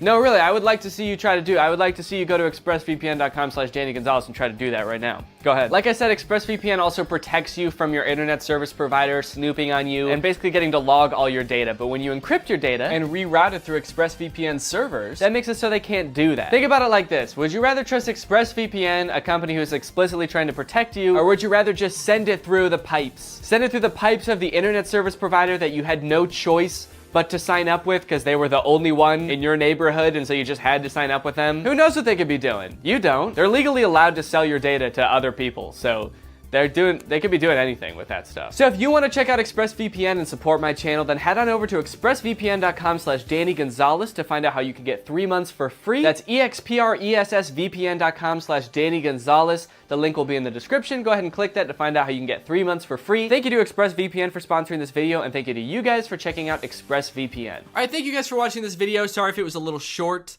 I am ill, and I had to take breaks periodically throughout this video to have a coughing fit. So, but I'll be back. Probably won't post another video until the new year, but I'll see you guys in 2022. Thank you guys for another year of your support.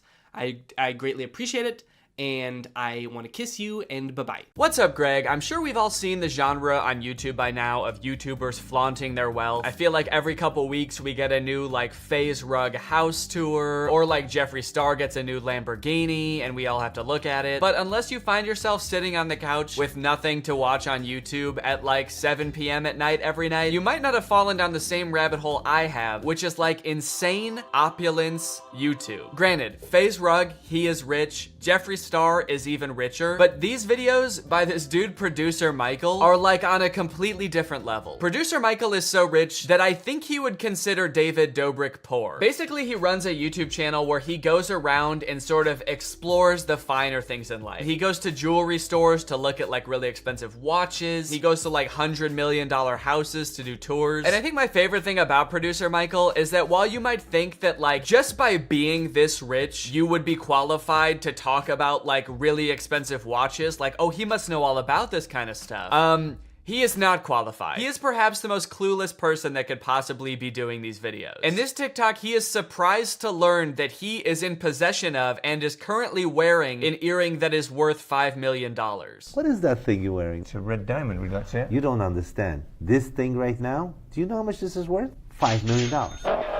Michael is the quintessential clueless rich person. He does not have a single clue what is going on. He is like unbelievably wealthy. The things that he shows off in his videos are so unnecessarily like ostentatious. And I think that's really clear in this video, $2 million diamond covered shoes. So we're back with Jason of Beverly Hills. This time we're in his VIP suite. So right off the bat, this is like a scenario that nobody's ever been in ever. So it's like the least relatable thing in the world. But I guess that's sort of the appeal of videos like this, is I guess you really get to see how like the most insanely wealthy people in the world live. I didn't even know that jewelry rooms had VIP sections. I don't think they're real gold. There's a lot of them, or it might just be a reflection, but it's really cool, isn't it? I love that. Yeah, it might just be a reflection, but I'm not sure. One thing you gotta know about Michael is that he's never gonna find out. He'll say in his videos a million times, it might be this way, and I don't know. And I can guarantee you right now, he's not gonna find out for you. He's just gonna kind of casually speculate on it, and then he's gonna move on. Would you like something to drink? Oh, yes, please. Sparkling water. Adam will have the same. I'm choosing it for him. Although, I do see beer taps back there. No beer, Adam. So stern with the no beer Adam. Like, I'm wondering, did something happen before? No beer, Adam. I feel like Adam has definitely had some sort of workplace incident involving beer. Wow, this is lovely. Oh, I already see lots of sparkly things. Wow. What have you got your eyes on? Really great commentary so far. They just sort of walk in and silently stare at the diamonds for a few minutes. What are you looking at over there? Rings? Cool. I'm looking at bracelets. Nice. But eventually they make their way over to a pair of $2 million diamond covered shoes. Michael Blakey shoes. I could wear these, right? I know. These are all diamonds. How do you know? When I'm telling you this man has absolutely no expertise, this is what I mean. Oh, these shoes are covered in diamonds. How do you know? How can you tell that? How do you know these are diamonds? It's like, I don't know, because I looked at them. But some of them could be glass, right? Not too much else interesting happens in this video. The owner of the jewelry store shows up. He sort of enters like Darth Vader. How are you? There's also a portion of this tour where the owner's wife is also behind glass. Like she's in a different room, kind of just like, oh man, I wish I could hang out in the VIP lounge. Now, many of you may have heard about the One. It was like being marketed as the most expensive house in the world. It's like this insane mansion in LA. It was just in the news recently because it was selling for $500 million and they couldn't find any buyers for it. And so I think that it was like foreclosed on, and then finally it was sold at auction for like $150 million, which is obviously still insanely expensive, but like, damn, that's like $350 million below asking. And about a year ago, Michael was able to actually tour the house with the man who designed and built the house himself, the lucky winner of negative $350 million, Niall Niami.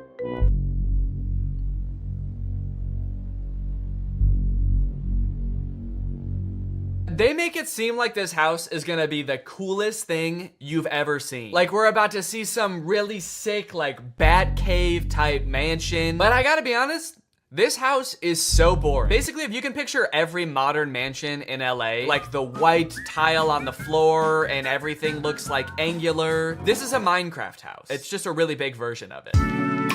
There it is, in all its glory. This house is so big it makes my stomach churn. The whole time I was watching this tour, I was kind of just like, I would feel so stressed living here, knowing that like on any given day, honestly in any given month or year, there's no way I could possibly utilize all of this house. A couple weeks ago, I bought this candle that I put on my desk, and then afterwards I realized that I don't really like how it smells that much, and so it's just been kind of sitting here, and I've burned it a few times, but just it sitting here is like making me feel bad for buying it, because I know I'm not really not gonna use it much. So to imagine a house that costs probably, I don't know, like 5 billion times as much as this candle, I can't do the math in my head that quick. It's a very stressful thought, and it really makes you wonder, who is buying this house? Who thinks they need this house, you know? And in case you're wondering, it is like the owner of Fashion Nova who bought it. That's who bought it. So we are at the largest house in the urban world. And what gets better than that, we are with the one and only Niall, who is the visionary behind this. He built this. Yet what makes the tour even better is that we are getting a glimpse into the man, the absolute psychopath that made this house, Niall. This dude is an enigma. Him and Michael together are just like the two most eccentric rich people I've ever seen. The way they interact is wild, and after watching like 2 minutes of Niall, you'll be like, yeah, it makes sense that this is the guy that built this house. Whoa! Guys, I have never been in this house before. This is the first time walking through the door. Really great commentary, dude. You've just entered the most expensive house in the world, and the only thing you can say is, I've never been here before. And that's pretty, and I have no further comment on the matter. Like, how does this guy get these gigs, man? He does not know anything about anything. Wow, holy shit, this place is big. So that's the tour then, and I get to go home. Oh, there's more rooms? Oh, sick. It's like watching a cooking competition show, but like that master chef or whatever is trying everybody's dishes, and he's like, I've never eaten cake before, but this is good. This is cake. Yeah, it's pretty good. Is all cake like this, or is cake usually better than this, or this is good cake? Yeah, I like it. The house is surrounded by water, so we have little moats, and we have a total of 7 water features and swimming pools combined. But this office, you'll see every single wall in this office touches water, so it's like it's floating. Yes, that's exactly what I want when I pay $500 million for a house. I want to look out the window and see what looks like a mall, like wishing fountain. Is it just me, or is this like the ugliest like water feature in a house you've ever seen? Like the tile grout already has like a ton of dirt in it. There's like a filter thing right here. I feel like they could have done more to make this look nice. Also, what the fuck, dude? Nobody needs a moat in their house. So the next room we're gonna go to is the formal living room, and the formal living room, I designed it like the Plaza Hotel in New York, where you could have multiple meetings at the same time. It was very important for me that the house feels comfortable and warm. He just said I wanted this house to feel warm and comfortable. This is the least warm and comfortable house I've ever seen. His feet are literally like squeaking on the floors of the hall as he walks through, and he's still like, yeah, this place is nice and warm and comfortable, huh? Nice and homey feeling in here. I don't at all feel like I'm walking through a mall right now. Every piece of furniture in this house is like so sharp it looks like it would cut you, and he's like, yeah, it's really like inviting and friendly, right? Check this out. Is this not the Four Seasons? I Or feel the like Plaza. I'm in the One Four of the two. Seasons. Is that a good thing? Yeah, I kind of wanted the living room, the place where you like relax and unwind, to feel like the lobby of a hotel. And then for the master bedroom, I wanted more of an intimate feel. So for there, we kind of went with like a Cheesecake Factory vibe. And just like the Cheesecake Factory, there is a lot on the menu in there.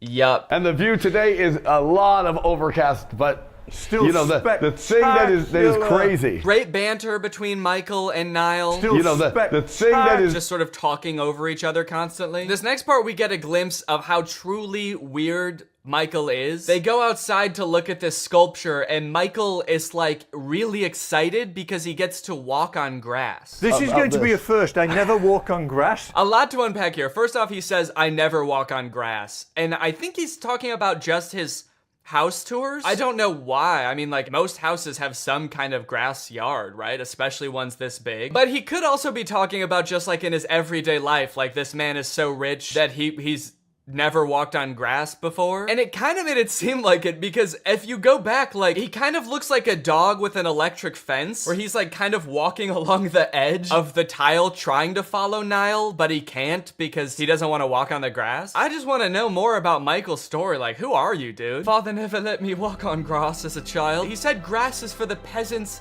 that live at the bottom of the mountain where our castle resides. This is real grass, and I'm going to walk on it. There you go.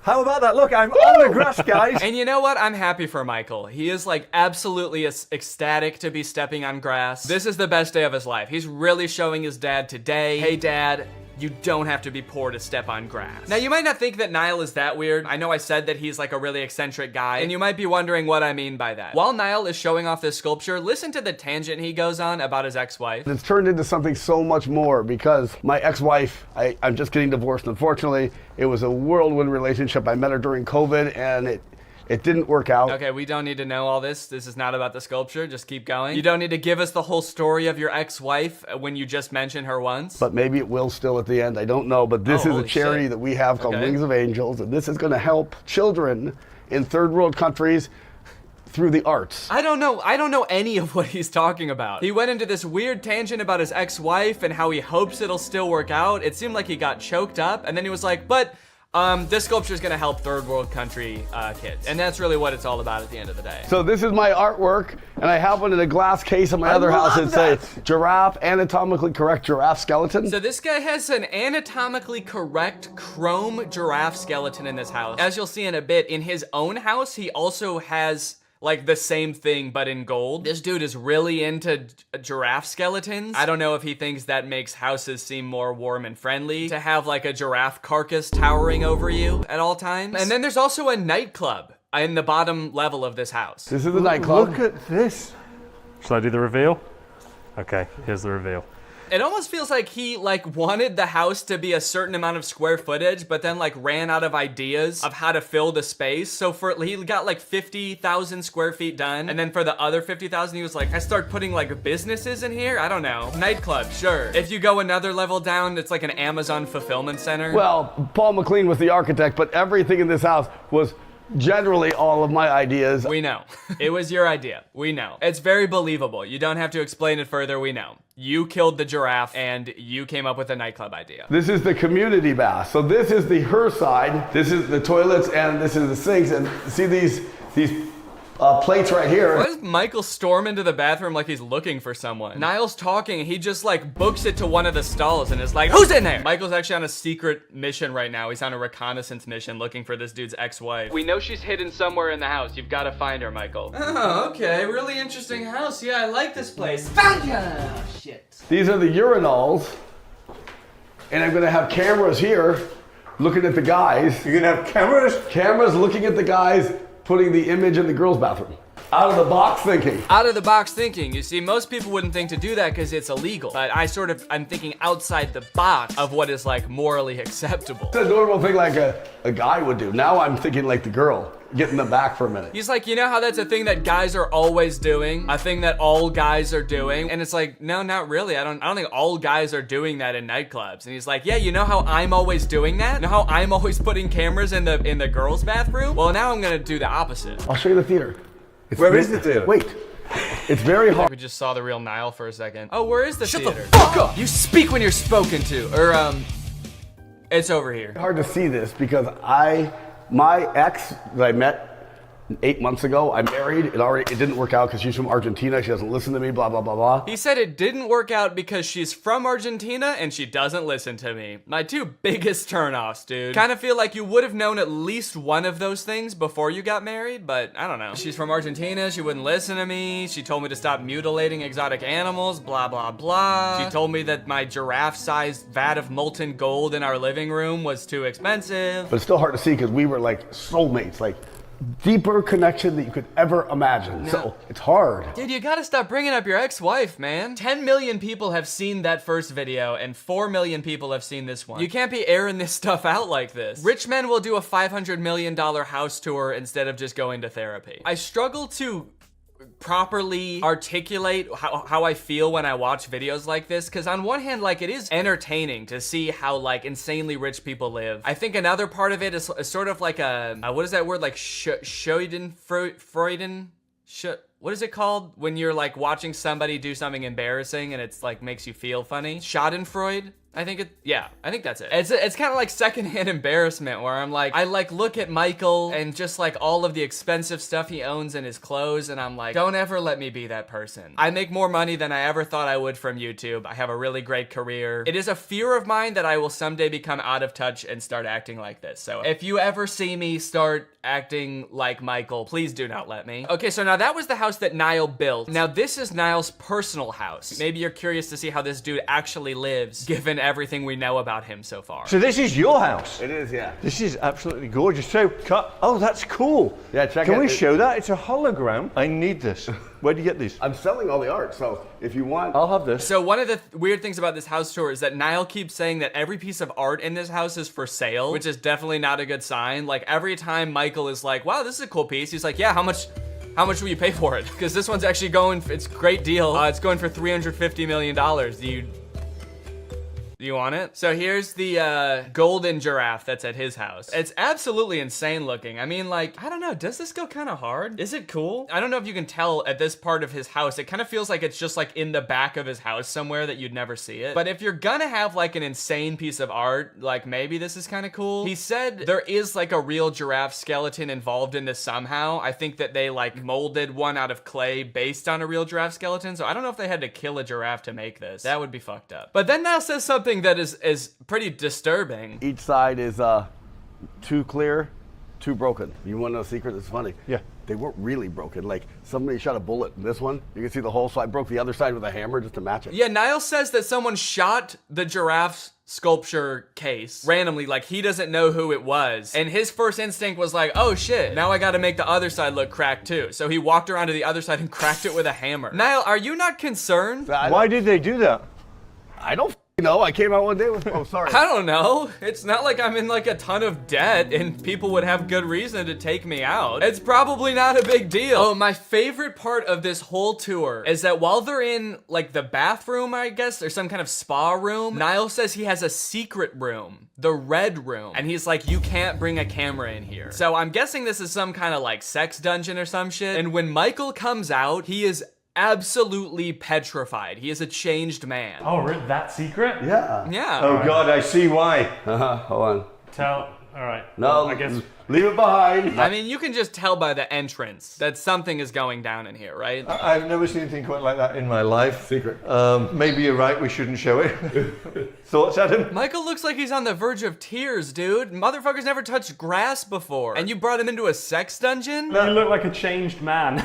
He looks like the shell of a man. Look at him, he's going to go hide in the corner. Anyway, so that's producer Michael, the richest man in the world, I think. Well, thank you guys for watching this video. If you're new here and you're not subscribed yet, make sure you subscribe and turn on my notifications to join Greg. And I will see you next time.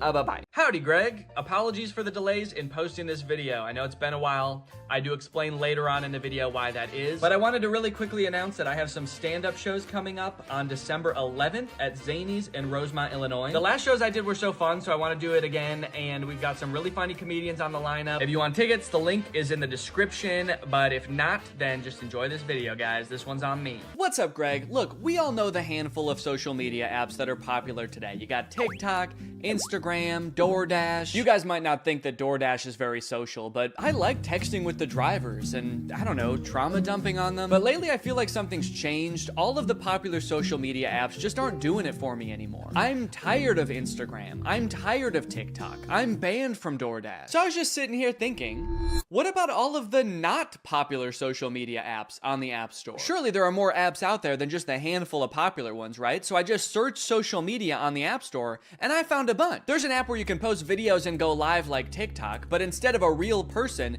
you're a customized animated character. There's an app that only has 1,000 ratings, but somehow promises everybody who uses it will go viral. There's even a social media app for UFO sightings, guys. There's a whole world of apps out there. So I downloaded a bunch of these apps, and I'm going to try them out in order from the most popular one to the very least popular social media app I could find on the App Store. Starting with the most popular one, Zepeto. This is an app where you can go live, make dance videos, connect with other people, except the whole time, you are a custom animated character. This is the most popular app I'll be talking about in this video. It has 465,000 reviews on the App Store. I'm very curious to see how crazy I can make my character. Like, can I design like a Smurf?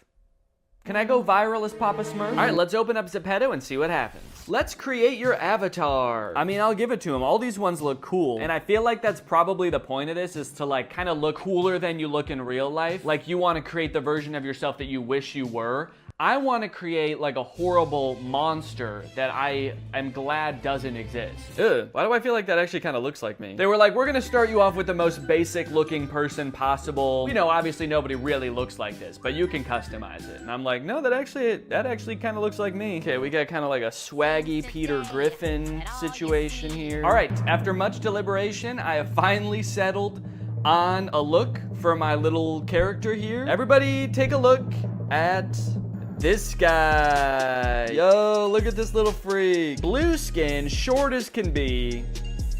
Might be a witch? You know what? I started designing him as a joke, but I kind of really like him. He's a cute little thing. Also, I think I need to make a username. I think I'm gonna name him Baby Bug Bug. I made my profile name Baby Bug Bug and my username Baby Bug Bug. It also wants me to come up with a job.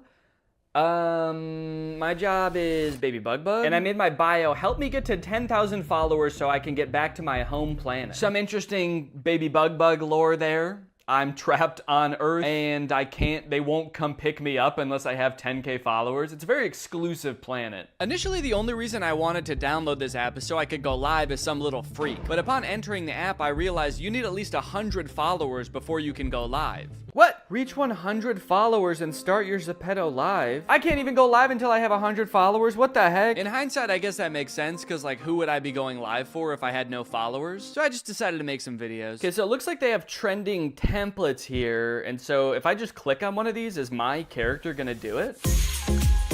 Look at Baby Bug Bug go! And I can change the background too? Oh, Baby Bug Bug is getting into it. I like it. I must have been really enjoying the experience so far, so much so that I began to identify as Baby Bug Bug. I didn't even realize I was doing it at the time, but I stopped referring to Baby Bug Bug in the third person and started referring to him as me right here. So I got this video of me dancing in a spaceship. I'm gonna caption it, "I'm an alien. Follow me so I can get back to my home planet." Done. It does beg the question though, like anybody can go into the app and use that dance and just do it in the blink of an eye. So what incentive is there for anybody to like anything if anybody could have made anything? Like it's not impressive, it's not that interesting, but I don't know, maybe people on this app are just really supportive and they just like seeing the same video over and over, so we'll see. At the bottom of the app, along with the options to go live and create videos, there's also a world tab. That takes you to a page with a bunch of different rooms and mini games you can join. There's a Squid Game room, there's a K-pop Demon Hunter room, and I guess they're like, are they games or what? Party game? I guess let's go in there. Matching me with a player. Wait, why am I tall all of a sudden? They're matching me with a player, but they made Baby Bug Bug tall. What the F? Okay, oh, it's just a little game, all right. Ah! Did I get shot? Oh!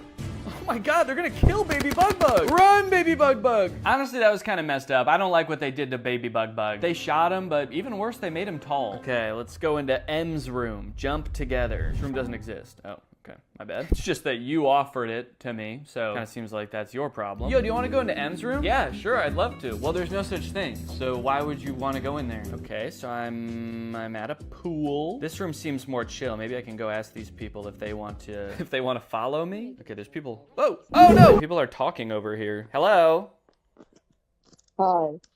Hi, I'm Baby Bug Bug. Do you need followers? You literally have 0 followers. Yeah, I need followers so I can get back to my home planet. I'm Baby Bug Bug. I'm from a planet where you have to have 10,000 followers, otherwise they kick you out and make you go to a different planet, so. Hold on, let me just be a demon thing that my cousin wants me to beat 3 seconds. Hold on. You gotta be a demon for a second? Is that what you said? Yeah, because I'm a demon boy. That's alright, man. I go demon mode sometimes too. Oh my god, no, literally, I'm a demon. I'm a literal demon. Yeah, me too, man. I metaphorically am a demon sometimes too. Oh! It's a demon! So I want to try to get like 100 followers so I can go live. Do you know how what's the best way to do that? I got 103K followers on here.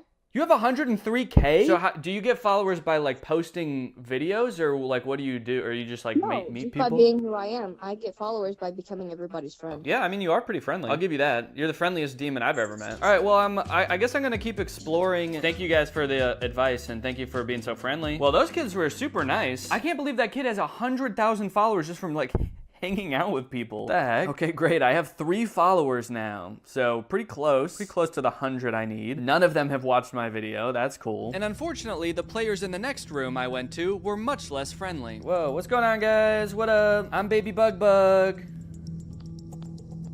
I'm an alien. I'm a baby alien. Yeah, I'm gonna follow everybody in here. If y'all want to follow me back. Anybody think that's cool? What? Wait, who nicknamed me Butt? Who gave me that nickname Butt? Whoever did it, I think they left. That's not very swaggy of you guys. The next day, I decided to check out some live streams on the app, which mostly consisted of completely silent gift battles. Is there audio in this live stream? Man, I don't understand what's going on.